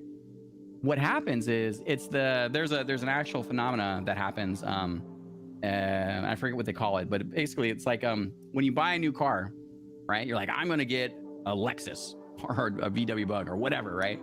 All of a sudden, when you're out in the world now, right, you see VW bugs everywhere. You're like, oh, I didn't realize there are these many that are out there, or these many Lexuses. Like, there's more than I thought, right? And it's the and we can look it up, but basically the concept is that, you know, you have essentially you have a bias in your perception. So the things that you come close, you bring close to you, that you spend time on, are automatically what your mind starts identifying, because we all live in a sea of information when we perceive things, right? So now I find that every animation I look at, every video game cutscene, every like motion still animation, everything that's sort of similar to the style that I've been developing for our animated shorts, I see it everywhere. And then all of a sudden my brain stops into like, ooh, how did they do that? That's a neat technique. Ooh, that's cool. Oh, look what they do with that camera shot. My brain just starts to pull it apart, and that becomes this new level of like education. So I think that the key is, you know, there's part of just studying like the greats, right? Like they're, you know, like if you find work that you really like, go and just spend a lot of time immersing yourself with that. So that's the general side of it. Now on the streaming side, there was this wonderful streamer. His name was Hello Biff. He doesn't stream as much these days, but we had a really good run. And I'll have to tell you, like, so Hello Biff, basically, super sweet dude. Like, he's a don't give too many fucks kind of guy, which is cool, right? Like, he's very much into giving people a place just to be themselves, like being human to each other, trying to be good to each other, right? Positive, good mojo. You know, he had this time travelers theme from Back to the Future. That was kind of his thing, right?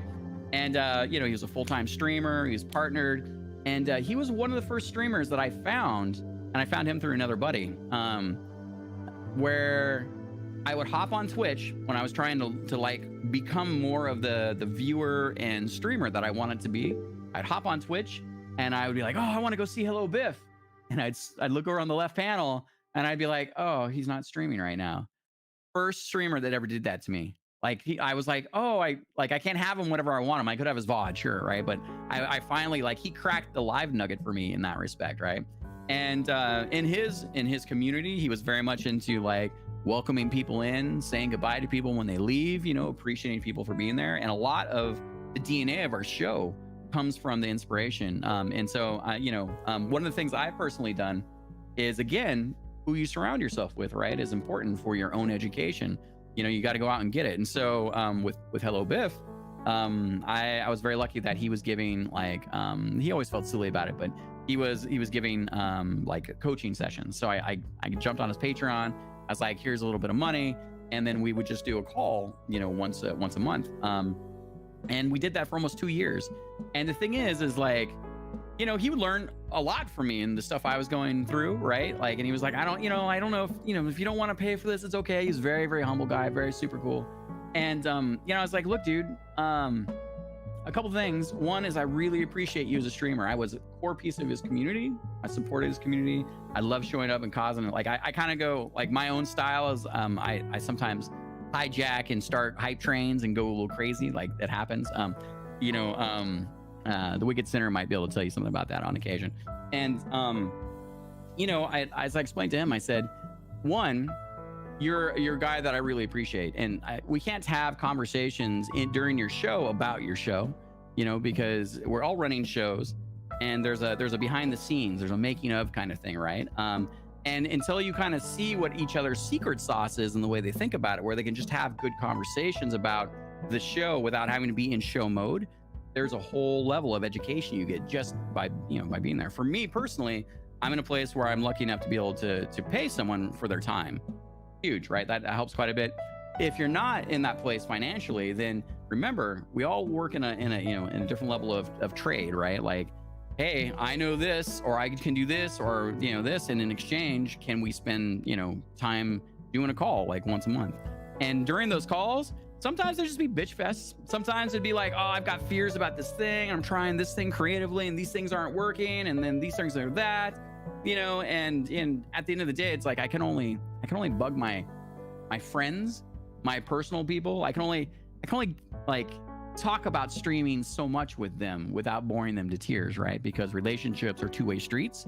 And if you're really excited about your grind and things you're going towards, you know, you want to be respectful of that and always have time for the people that you spend time with. the opportunity to to interact with you about other things than that. Otherwise, like the conversations get stale. And so I recognized that, and it was really wonderful that he was in a place where he could provide that service for me. So that was both an example of like someone that I identified that was already operating at a level that I want to be at. Like he's he's in that 50 to 150 kind of range, average viewer range, and his just the way he went about. I mean, we wouldn't have hype videos if it wasn't for Hello Biff, right? We wouldn't have Nordmead. Like I saw those things. I got inspired. We did our own versions of them and rules for those things. And he was very cool. He would come and lurk my streams, like he didn't want to make a big deal out of that. And he'd give feedback, as we progressed in our relationship. So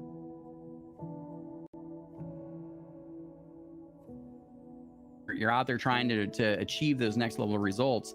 Those are some of the mechanisms that we all have, at our fingertips to I think further our own education. That good? I think Bryson has his last question and he had to go. So yeah. Okay, hit me. Yeah. My last question. What is your Twitch goal? Well, your next goal, like in viewers or subscribers or bits or whatever. Yeah, I think it's not super popular. There are other reasons for this. I mean, we're very lucky. We grow week after week. I think our next big Twitch goal is. This probably sounds a little hammy, so I apologize. But it's just the way I think about things. So I want us to continue like let me back up a little bit. So last year, I met a nice dude on Twitch, has a bit of a marketing background, bit of sales background, and so we brought him into the team, right? And we kind of showed him our secret sauce, and he went through like our strategies of like, oh, this is what we're doing to grow. This is what we're doing to be more interactive on our socials. This is what we're doing to have just better run shows. This is what we're doing to create, better raid experiences. And he, as part of the charter, part of the thing I gave to him, I was like, hey, I want you to digest what we have, and then I want you to help me define the next level of that strategy, right? And so he cranked on this for a few weeks as well, and something came back and from him, and that I'd already been. This was Q3.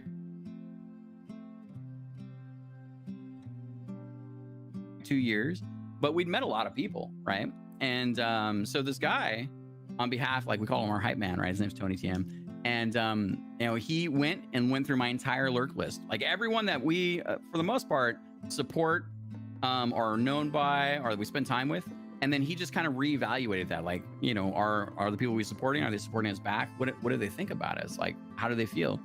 And I think that the reason why I share that is because I had this benefit of seeing what people thought and felt about the Dr. Bosky show through his eyes. Like, he went and collected this information, and it reaffirmed that we have a wholesome brand. Like we can be Muppets kind of dirty here and there, but we try to be a bit more wholesome. Like, we like to be about good vibes. We like to support people and make sure that that they know that they're supported, right? We have our stream lurkers list and a bunch of other things that we do. We try to make the effort. It's very hard as a streamer. They say network, right? Well, just making sure you're a lurker and popping up and being able to spend a little bit of time, that's huge. We only ever have so much time. So the thing is that by seeing that gave me basically the understanding of what our next big Twitch goal is, right? And our next big Twitch goal is to make sure that everyone that we spend time with, that they get the opportunity to recognize that we try to be wholesome, that we're vibalicious, that we want to be lean forward, and we want to be a place that provides happiness and smiles for folks. Like, people should be able to trust that when they drop by, that we're like, we're making it happen. Like, this our little corner of the internet, and you know, it's a pretty lit party, as my buddy Duty Beard would say, and he's a partnered streamer, you know, in that like 70 to 150 range, sometimes higher. But as he'd say, like the Duty Beard community is the hottest Twitch party on Twitch, bar none. Like they're going hard all the time. It's crazy. It's metal, right? Like, you know, and he's like, but the Dr. Hoodians, when they come through here, man, they blow this bitch up. Like we're just, you know, like when we show up, that's how we want to be recognized. So our biggest goal is to double down on what our experience is, what our community is, be genuine to ourselves, and to just share that outwards. And from that, you know, we'll see what happens. I mean, I try not to put like a lot of goals on numbers and partner and things like that. I genuinely want to be authentic in what we offer to our streaming and community experience. Oh, we have a question from chat. Yeah, hit me. This is from Dauntless Queen. So, Dr. Bosky, my question for you is, what makes you unique among these streamers that make viewers stick with you all throughout your stream? What makes me unique amongst streamers that encourages viewers to stick with me over the long haul? That's a good question. I think, you know,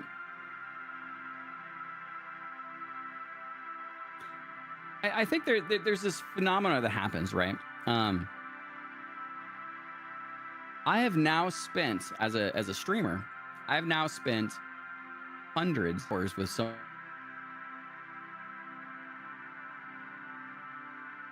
like we have this core community, and you know, babies have been had, disasters have been survived, tsunamis have happened, you know, we have made memories together. Like, you know, Zarek, who surfs, likes to get stung by a horde of jellyfish every so often. Like, he's bashed himself on coral reefs. Elrock was sick last week, you know, like, you know, she went through her own things in life. Like, she's restarting her business, you know, with baking. You know, like, I think, in some ways, right, when you spend this kind of time with people, this is like the new age of you know, Twitch streaming community best friends, right? Like I'm a facilitator of space time, you know, and because we capture our show and we do our just chatting clips, like you know, I always try to read chat and we answer questions together. And, you know, if you go back and look at our VODs, you're part of it, you know, like you, the viewer, you know, it's different for people. And I think that, you know, I can't remember everything for sure, but I think that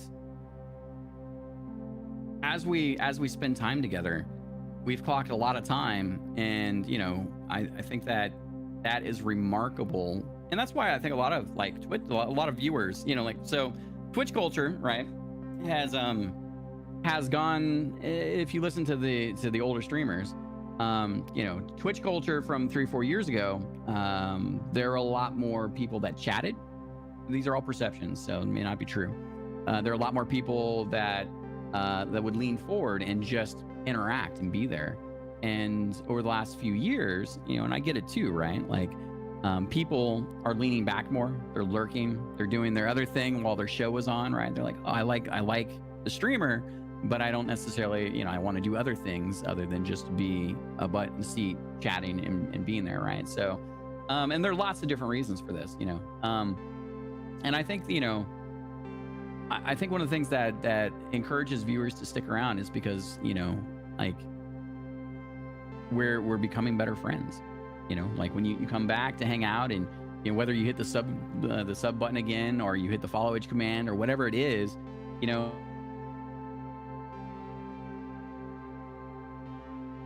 the life, these are your children, right? Like, this is where you live. Like, anything you share, we try our best to remember as a community. And I remember as a streamer, because I look at our viewers as folks, especially as they put in more and more time, they become permanent parts of my brain and part of the show, right? And I think, you know, maybe another little small piece of that, right, is, so we had his name was Rolly Boy, and he used to be part of our community with his daughter as well. And Rolly Boy is about 65, 67 years old. Pretty old dude, right? But he found his way to Twitch, and basically he basically called it like Grandpa's fuck off time. Like, okay, Grandpa's gonna do his thing. Like, leave Grandpa alone so he can smoke a cigarette or do whatever he needed to do, and just have this commitment, this appointment to be part of the show.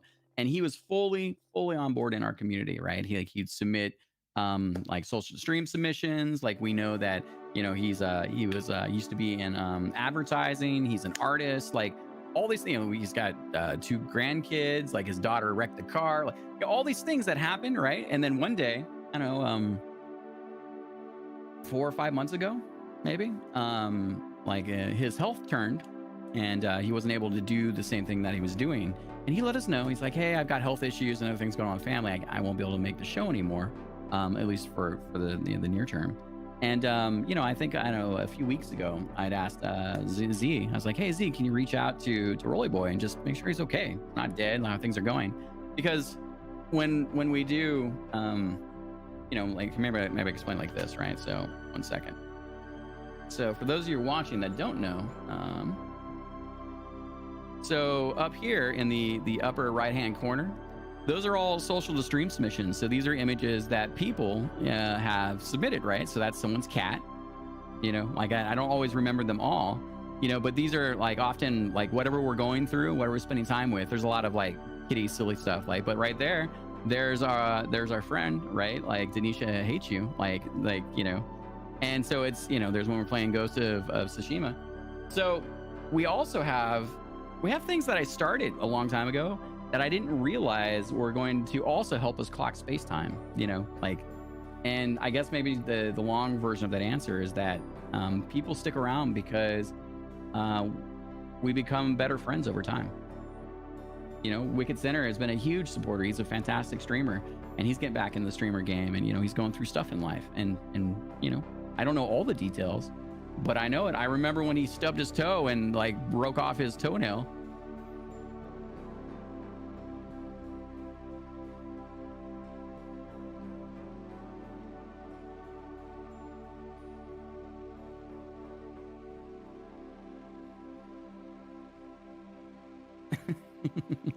Thanks, Bryce, for those cheer ones, those sweet biddies, 62 bitterinos. Much appreciated. Yeah, so that's basically the answer. And it's crazy. I couldn't have told you that this was going to be what it is now, you know, 2 years ago.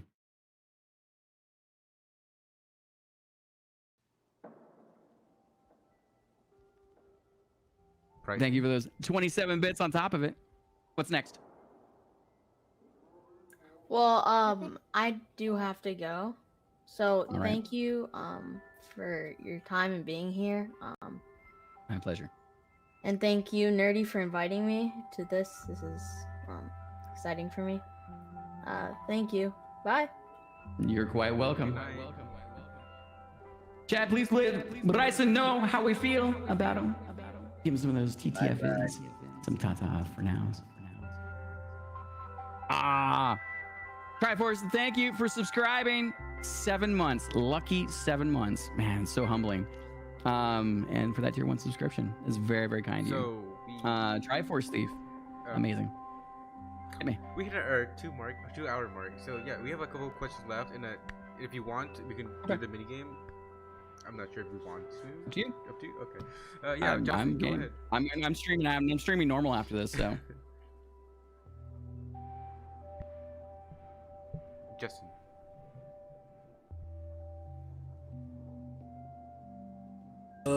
Okay. So, as we all know, you said you've got a full-time job and stuff like that, and you stream 4 days out of the week, 3 days. Mm-hmm. Okay. Mm-hmm.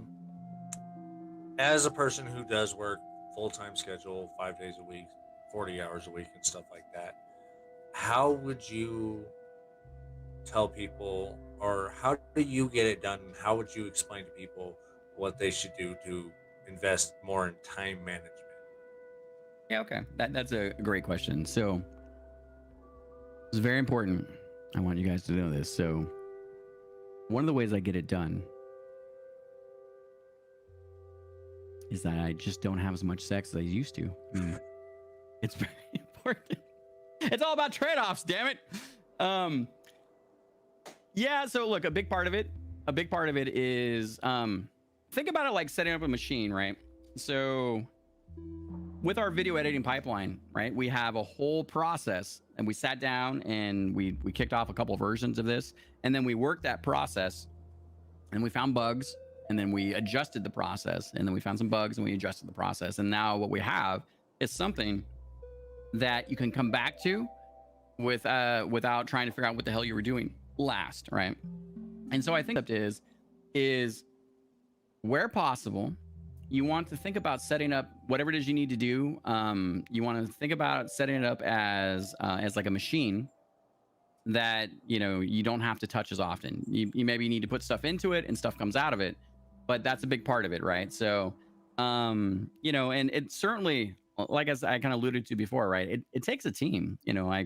Even if I were doing this just full time all by myself, I don't know if I'd want to do it all by myself. I think you want to find people that want to help you, you know, and trade with them. So that's also a huge part, right? Like Ellerock makes sure that our socials go out, right? Like and that we schedule all of, you know, like all of our posts a week at a time, right? And if I took the opportunity to like, or if we took and decided to upload videos every day and we did it manually the whole time, that's going to take more time to do that. So a lot of like YouTubers will tell you this, right? So a big part of streaming with live and whatnot, but a big part of being successful with YouTube is you sit down and you create a bulk of your content in reserve, and then you schedule those episodes at whatever your time is, right? And you get efficiencies by putting yourself in the mindset of like, okay, cool, we went out, we got all of our shoots for our episode, we got all our content together, we did all these things, and now you're going to sit down and go and edit through it, you know, and get your B-roll and all that. Like if you're doing it all at one time, then you have an efficiency of doing the same task. It's basically bulk processing, right? So anytime you can set up chunks of time for you to do, and then have the outputs of the thing that you did, and have that scheduled for at least, you know, like for us, for video scheduling and social posts are a week in advance.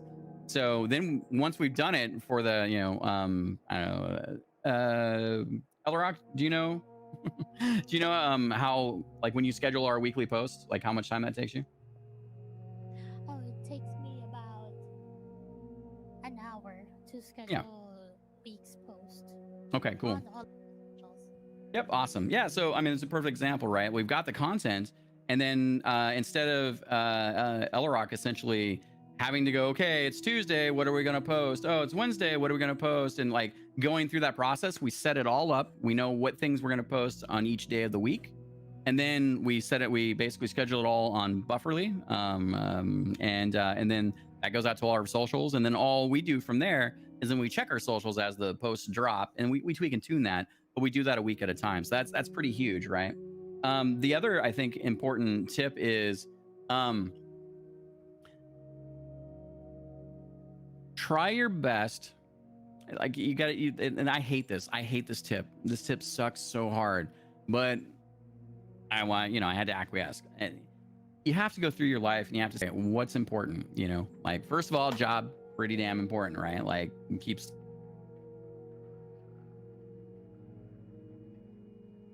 right? Like that's number one. How much time does the job take?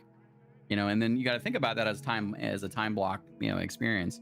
And then it's like, okay, family, you know, I'm very lucky. My son's 26 years old. I'm level 44, you know, on the 24th of this month. So, you know, I don't have a ton of like needing to be at a specific time for dinner and need to make dinner. And, you know, like I have a little bit more time that I can reinvest into like the creative things or other bits or the show. Right. So, but for people that don't, you got to look at how much time do you have for family and your relationships, and how much time do you need to just decompress and relax, right? Like you need to be able to think about these things as in terms of schedules, right? And then you need to set up a routine. Like I can tell you that, you know, every Monday we go through our video editing pipeline. We talk about how much video content we have. So we just look at the numbers. We talk about our social engagements. How did we do for the last week? Did we get new followers, lose followers? How many posts, engagements? We make time for that.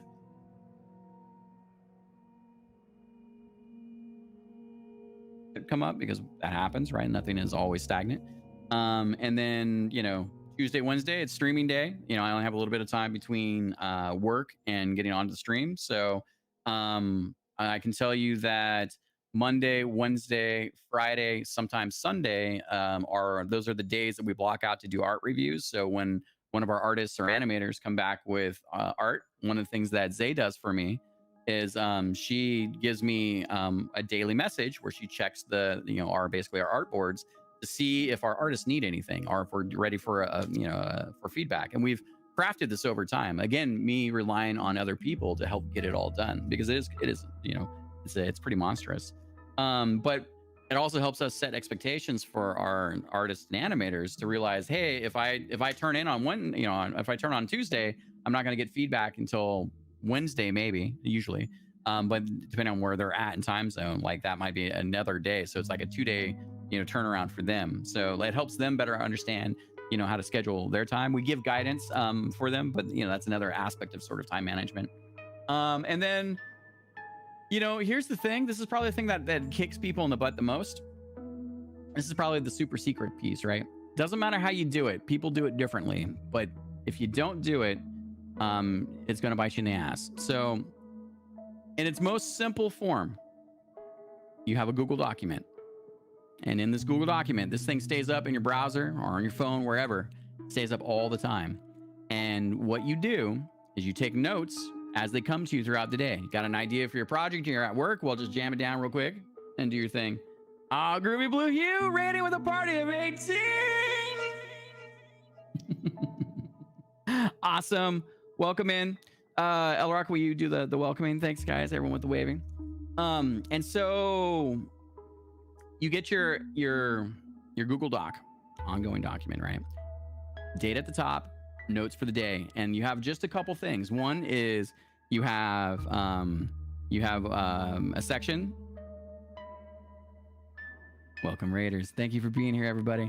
Groovy Blue Hue, we're in the middle of doing a very wonderful what the hell are we doing podcast stream with Nerdy Albert and friends. And it's great that you guys are here. Thank you so much for that raid. And if you have any questions or anything, Ella Rock is catching them. And if you want to jump on Groovy and talk about anything, let us know. We'd love to have you here for you to answer a couple questions.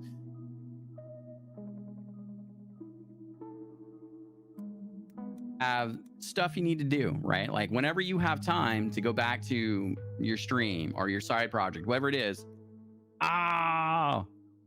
Wagnus, dude, people are going crazy right now. Crazy.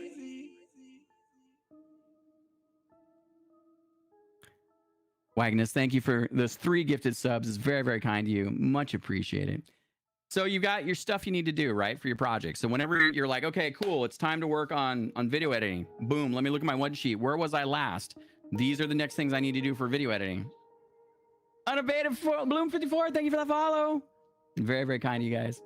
And so if you've taken your actions as far as you can and you need something from someone else and it needs to be a follow-up, then you have a separate section, generally by project, that's follow-up. These are the things you do. And every day that you are, I encourage you to have it up daily, but every day that is a new day, you copy the whole section up to the next date. So now you have a log of time.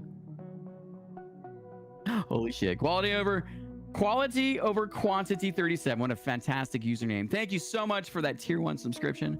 Welcome to the Dr. Video. And so now you have your follow-ups, right? So as you look at every day, you're like, okay, cool. What are the next things I need to do to move this project forward? Did I capture them? And then the ones you did, strike out, get rid of. And then, you basically are always working on a list. And then you do that every day. And you build this habit. You can prepare your list at the end of the day. You're like, all right, before we unplug from all the stuff I want to do, I'm going to look at my list, copy it up for the next day, remove all the stuff that doesn't matter anymore, or annotate it for the next thing I need to do. Give yourself a little shorthand. So if you're like, oh, I need to check in with my emote artist to see where they're at with the reviews, like you can set yourself a little note. So when you look at this and you're like, all right, I only got an hour.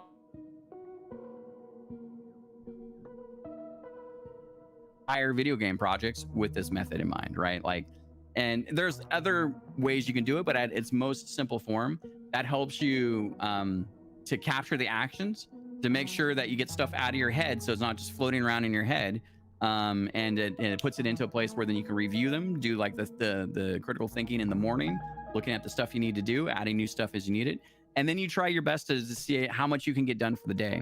And it's like, okay, cool, I've got an hour, I want to try to get the top 3 things done, and like the things you don't go crazy over, don't be sad that you're not getting it done. They just go to the next day, right? And because you're always pushing it forward. So Dr. Make sense? Bosky, yes, it makes sense. So Dr. Bosky, so your next question is, what's your favorite animal, or what kind of pets do you like? Favorite animal. I mean, I'm pretty partial to like bonobos. I mean, bonobo monkeys, right? Like, in general, assuming we came from the monkeys, right? Like, I got a lot of homage to pay there, right? And bonobos being able to, to be as sophisticated as they are with their social structure.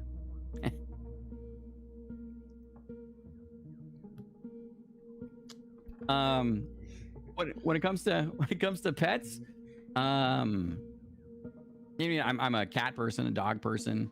I love horses. May we see Horses your are cat? fantastic.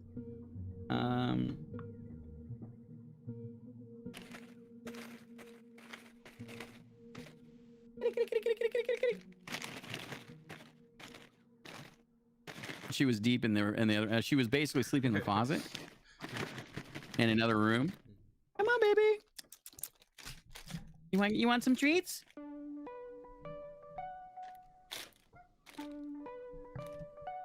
There we go. There we go. That's my sweet, sweet girl. Her name is Loki. By the way, this is Loki. That was pretty much what she was doing before we rustled her up with look, she got sleepy eyes. With treats. This is also Loki. She's the Dr. Bosky's sidekick. She normally hangs out with us. If we make too much noise, she basically, let's try that. She basically kind of like jumps down, decides she wants to sleep somewhere else. Yeah, it's my girl. It's my girl.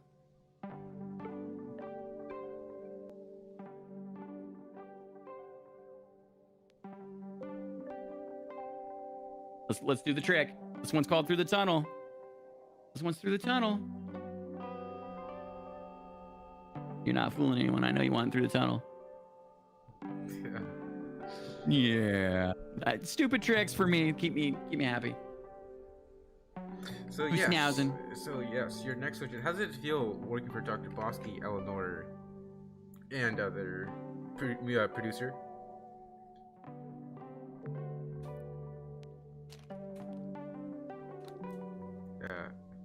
Hello. Elrock, Z. You guys there? Me? Yes. Personally, me, I'm This is like definitely working. I'm having fun doing every task because it's I don't even think of it as work. It's one of those things. That's why I started working with Dr. Bosky. Is I also do have really I'm in love with games as well. I have a passion for it, and when we got to talk, one of the things that I told him is that you're gonna be my instrument for me to share my passion with games because I don't stream. And since he's streaming he's streaming, showing his love for games, and I really don't think that I'm working. I'm pretty much doing what I love as well, but behind the scenes. Yeah, for me, it's really fun. I mean, I'm comfortable. Actually, I'm more comfortable like working at the back end, like behind the scenes too, and making sure that everything is, it's up and running. Like every day we have our own tasks, especially when it's stream day. So there's going to be some checking, audio checking, some transcodes, and since we've been doing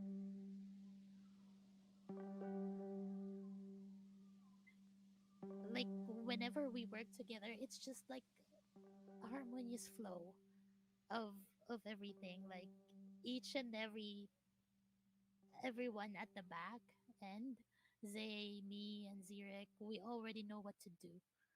So it's super fun, and I have like great people around me working with me. So, hurrah. That's awesome. You know, I think that's and I appreciate that. I really do, guys. I've always thought about Twitch streaming as a show. You know, it's a production. It's something we care about and we think about. It's something that we're crafting and developing. You know, and you know, like I said, it takes a team. It takes a group of people. I mean, all the mods that you know, and I've been so lucky. I love meeting the mods almost as much as I love meeting the streamers. And I've seen it go sideways. You know, I've seen streamers with, you know, that they start to take for granted the amount of time and effort that people easy. It's very egocentric, you know, when you're behind the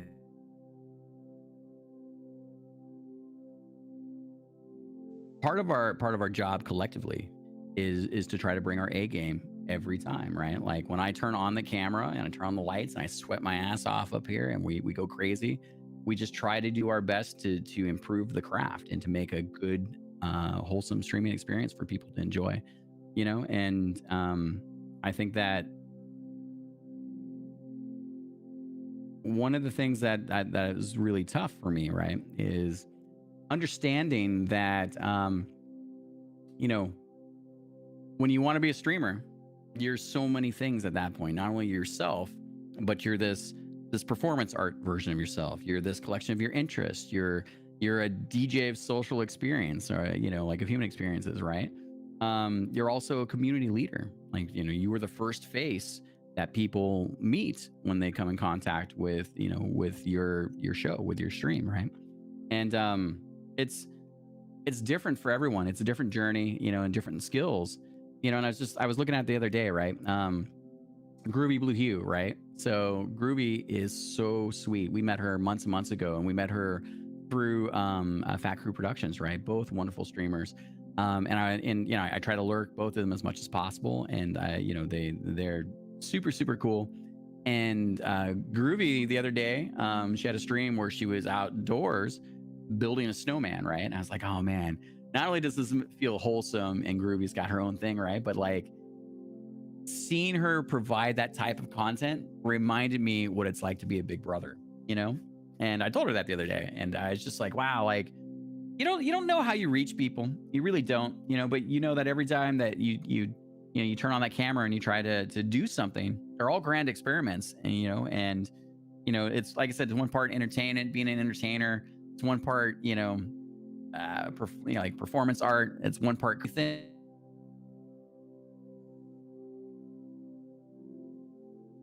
Anyone can stream. Anyone can stream anything. Like, you know, like the technical barrier, you know, to entry is so low, and it's only getting lower, right? And so that means that people are more comfortable broadcasting parts of themselves and their lives and how they connect around that, and that gives us new ways for us to you know, to I think share and exchange and create and continue to develop ourselves and community together. Yeah, so Justin had a couple questions before we end off the podcast, and then you can do your motivational speech at the end. Oh yeah, motivational speech.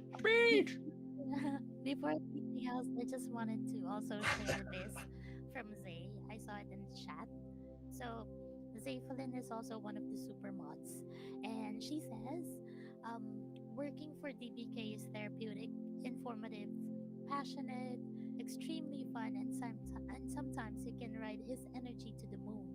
Other times you have to put him on the moon, but it's always a great adventure.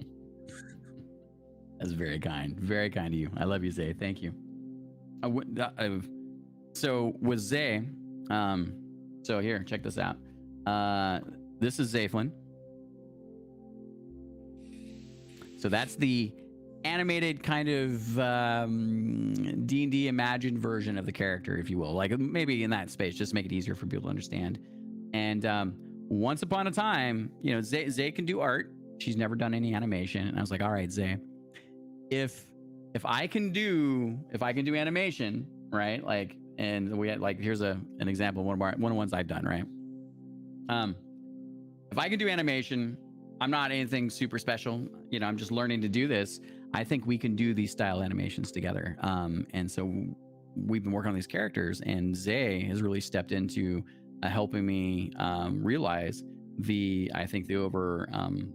visual style and building these animations out. So basically, it's simplified animation with high quality VFX and some layering, some special like tweaking and tuning on that. So, and it's been amazing to be part of that journey with Zay, where she trusted me enough to help her get into the space, and it's paid off in spades. I mean, the channel, she's helped me realize, you know, like this stuff that we're still delivering here is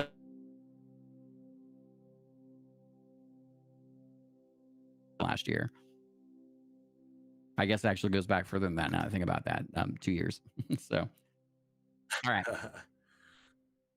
Well, with all the success that you've sound like you've had and stuff like that, we're all humans, so we've had failures. What's the worst failure you've had, and how did you learn from it? What's the worst failure I've had, and what did I learn from it? Sounds like an interview question, like I'm getting a job. Let me think about this a little bit. Okay. All right.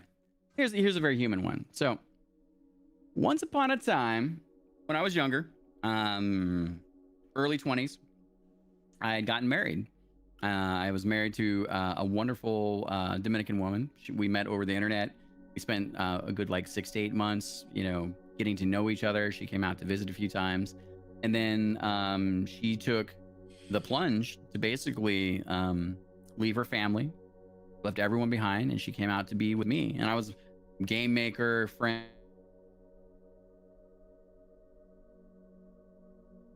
busy, passionate, different cultures, entirely different cultures. She was very Dominican Latin culture, right? Like there's a lot of a little bit more chauvinistic, daddy, fiery culture. There's other things that are wonderful. So those are just, you know, generalizations. So we lived together, and we honeymooned, and we did all that good stuff. And then after about 6 or so months, our relationship was just going to shit. I mean, I was working 60 plus hours a week. She was very insecure about anything I would spend time on that wasn't her. And she told me in this moment, and this kind of quantifies, I think, the relationship. She told me, I came home one day, and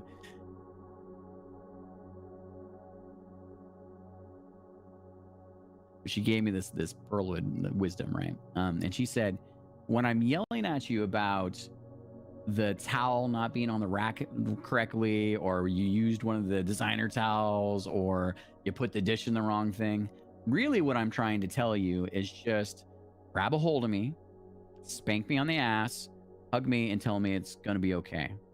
And I was a very young dude. I was like, fuck that, I don't need to be your daddy, la la la, like, you know. But I got to understand a lot from that. And we wound up getting divorced at some point. She had her we got her citizenship, so we couldn't technically get, I mean, we could have, but I wasn't going to do that to her. So you have to do your 5 years to kind of get citizenship. And I think when I think about that relationship, like that was like, we got to the point where like I would give her the double barrel fingers, right? Like she'd give me the fuck yous, and like, you know, I tried to teach her to drive because she was 24 years old, never drove a car, let alone in the States. And she would be the type of person that would drive and then look over at you and have a conversation for about 30 seconds without looking at the road. And I just white knuckled the dash, right? And she also drove me off a freeway at 75 miles an hour into a swamp. That was everything turned out all right. But so here's the thing, right? I tried really hard in that relationship, and I learned so much about myself. But we got divorced. You know, our relationship failed, and I didn't think it was going to fail. We were desperate.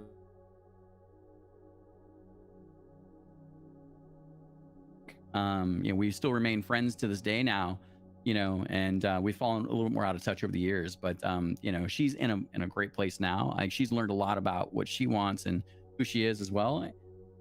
It was a very painful series of trying to understand ourselves, understand the things we wanted from a relationship, and even how to communicate. And I've learned a crazy amount about the relationship you have with yourself first. That's the first and foremost most important relationship. You know, if you're not right within what's going on with you, by the time you try to have a relationship with someone else, you know, there's a lot of static that comes from that. You know, there's a lot of just like, hey, what are we really talking about? Because it sounds like we're talking about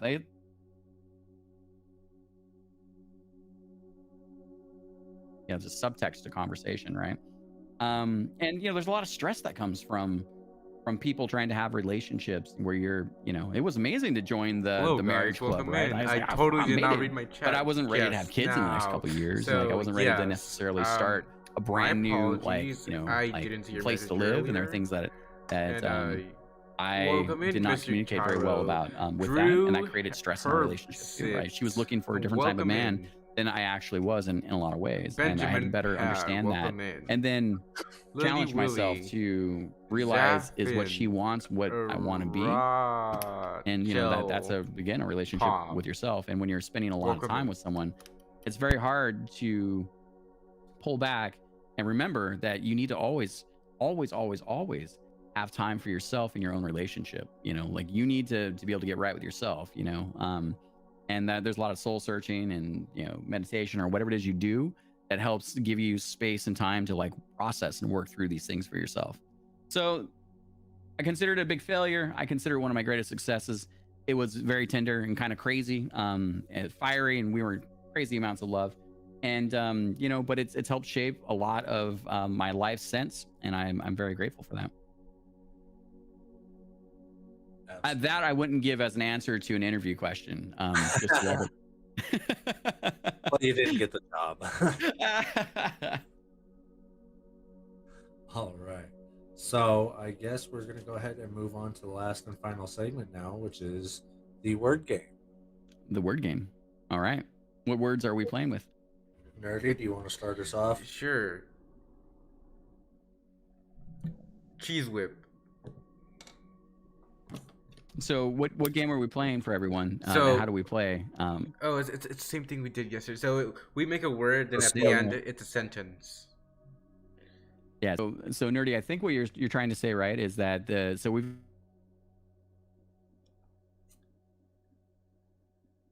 and then we're gonna go around through everyone in the call. Yes. And we're gonna add words, and then at the end, I guess you're gonna make a sentence, right? Yeah. So you make the sentence out of the words, and we just tell a tiny little story out of it. So super fun. All right. So then that's what we're gonna play. We'll play a couple rounds of these. So the word was cheese whiz. Yes. And I will add. Let's see here. Whale. Okay. I will go ahead and add. Let's see. Cracker. Let me go with village. That's for Zay.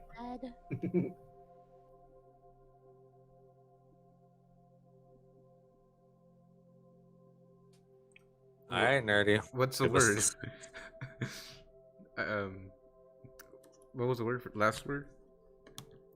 Perfume. Perfume. Okay. Okay.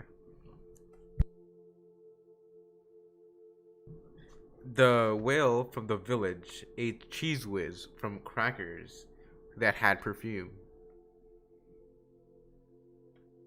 Perfume, whale, cheese, crackers make for big poops in the ocean. Right. You're up next, Mr. Bosky. All right. So the word is Loki.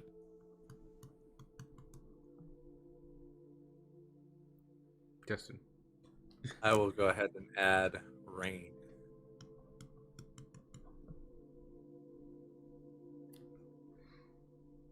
Lee. Wait, believe? Belly. Oh, belly. Okay. All right. And smell. Intestines. Oh boy. Okay, so that was Loki, rain, belly, smell, intestines, right? Okay.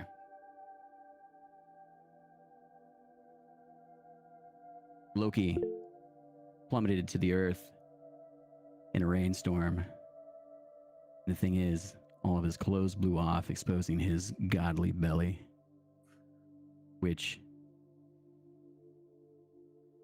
smelled a little funky because he didn't realize his intestines were hanging out. That's dark. Well, then you guys gave me intestines and smelly and belly. Godly belly. All right, was that it? Yeah. Let's We have did- our motivational speech. Then I think I just lagged out. In a little bit. Am I back? I'm back. Yes. And so you're back. let's have our little motivational speech and maybe that's one right. last question. What skills Okay, do you last think question. are useful from a producer, director, developer, gamer, comedian point of view? Skills are useful for what? To be those Streaming- things, or streaming. okay? So from my background, what skills do I find from a producer, designer, kind of director for streaming? Okay, that's a good question. Let's see here. So one, I think probably one of the things I'm most grateful for is that as a producer, it is my job to herd the cats, right? Hey, cats, we're going this way.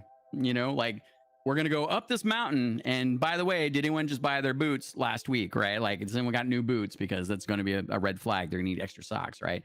Did we lose anyone on the mountain on the way up, right? So, you know the type. It's the organizer, the person that essentially is like, okay, cool, let's make this thing happen. Let's work on the details for making it happen. Let's gather all the people. You know, producing it basically is like, we want to reach this goal.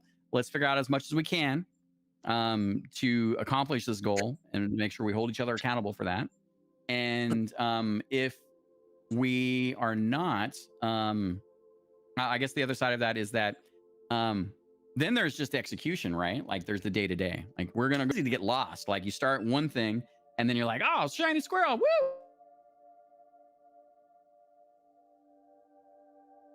Stuck on this thing. I need to talk to someone over here to do this thing, right? Like, or what, before we go any further, I need to have a call on, are we using this character in this scene? Because if we are, then I need to think about that when I make this next segment, right? Like, so that from a production perspective, the getting together, the thinking on the project level, getting all the tasks together, and then holding people, responsible for executing. I think that's pretty important. So that basically translates to streaming with, your schedule, your creative endeavors, because inevitably when you stream, whatever you do, whatever the majority of the thing you do, it becomes more and more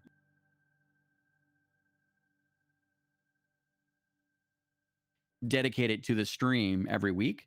And I've done that now for a couple of years. So what happens is that I think more and more like a person with streaming knowledge when I approach things, right? Like I had a friend the other day, and she works at a cat shelter, right? And I was like, oh, I had this epiphany. I was like, boom, holy shit. I was like, we're at a point now where we could, because she knows how to stream. You could build a business where you approach all of these, across the US or whatever, all these cat shelters, and your business proposition is to set up streaming cameras, a streaming PC, and which she can do, and then give people to log into these cameras.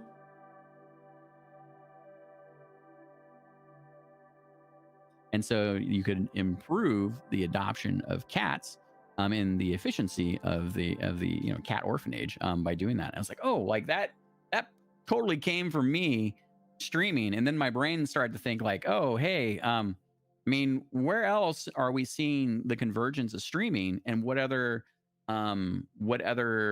businesses could we I think introduce this to? Like I have a wonderful friend, his name's Donut King TV, and he's fantastic. And his whole shtick is that he basically streams him doing his work at the donut shop. So he prepares all the donuts, he makes donuts, and people love it. Like he's just he's more in that 100 to 300 range usually. And he's grown like wildfire. And we love going to visit him at the end of a stream because, one, I'm hungry. Everyone's generally a little hungry. And it's great to see who doesn't love donuts for the most part, right? And because you have a dude in his own element, like just, he's jamming, he's talking a little bit, but he's doing the thing that he does. Like, he's the craftsman here, right? So, and he's done it such a long time. It's partially an autopilot process, and he can talk about it and, be in this place. And as a result, it creates a wonderful place for people to come and chill, whenever they show up in his space. So it's primarily, he does other things, but, just chatting and things like that. So it's been fantastic to see. So you don't realize that when you're a streamer developing these, I think these skills from streaming, it's audio, it's tech, it's like one part hardware, one part software, it's part marketing, it's part social. Like, you wind up wearing so many hats becoming a streamer that then it affects other ideas. So I think the other side of that then is, for me, I don't know if I would have made animation had I not been streaming. I think there's a huge difference between, doing an animation and being able to push a button and have that be part of the stream world, as opposed to doing the animation, being done and going, okay, I guess I'll put it on Twitter or my portfolio, or, I don't want to be a professional animator. So I found that the crafting and tinkering and making of toys that I can share with my friends, I can tell these little stories about these characters and what's going on, and it's created additional places to be creative.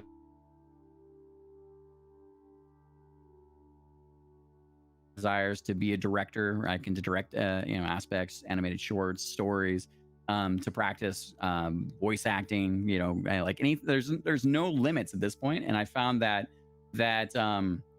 being able to construct things like animation from games or UX design or flows or user experiences, like, I've been able to bring those skills into being a streamer in ways that I never expected. And I'd probably want to say that everyone here does something, whether it's a day job, whether it's hobbies. Everyone here has something to share. And when you start to mix your passions together, you will find, you will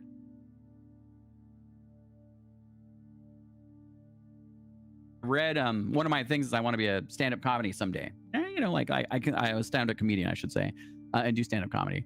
Maybe more as a streamer, but that's a different story. And so I read this book, Born Standing Up by Steve Martin. He's a fantastic comedian, actor. He's an older dude at this point.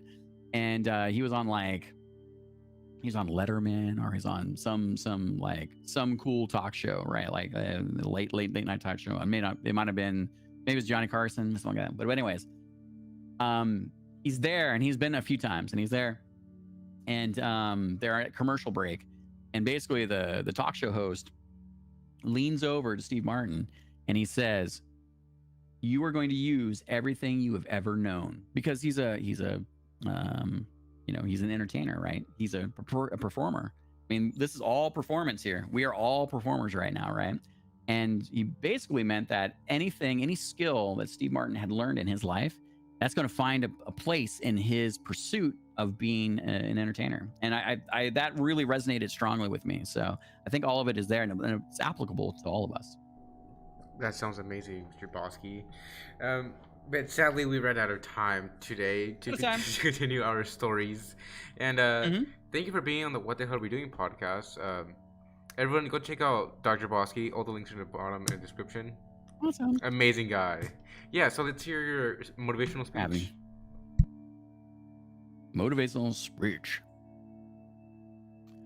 Okay. Motivational speech. Speech.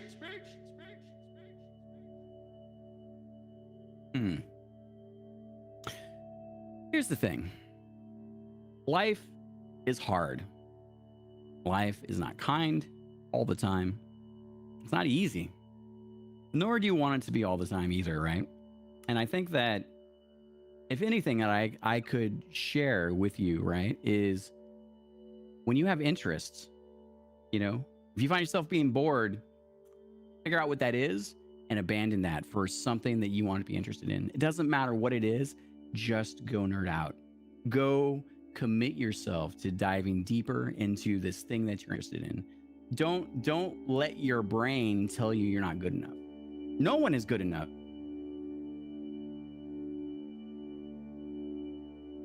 Master painter. when you see excellence around you by everyone, realize that these people you admire, these excellent people, none of them are overnight successes.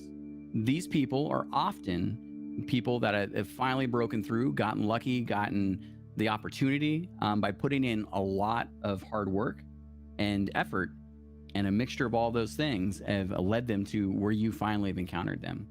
You know, and maybe it's different for different people, but I think if you do not pursue interests, everyone likes to say, I'm not good at being creative. Well, like, no one's great at being creative, right? Like, but if you don't practice, if you don't attempt, if you don't try, you have nothing to move forward from. And you have to keep that in mind because, you know, everyone starts, and your mind and your people sometimes are going to try to tear you down. They're going to tell you can't, that you shouldn't, that you should not, because they want to protect you and, you know, keep you from being disappointed if you fail. But you know what? Life is failure. You have to fail. Everyone's going to fail. And when you do, it's an opportunity to learn and to push forward and to have war stories. Don't hide from the opportunity to go further, to go deeper, to find the things that you're interested in and to pursue them relentlessly. Find the people around you that are doing it at a level you want to do it at, and surround yourself with them. You can be successful. You can be so much more, and you shouldn't wait for permission for people to tell you that it's time to do it. Because if you wait for that, it'll never come. Bravo. That's amazing. Yes, so again, tell us where people can find you, all your URLs. Well, if you want to find Dr. Bosky, first start by typing in key DRB.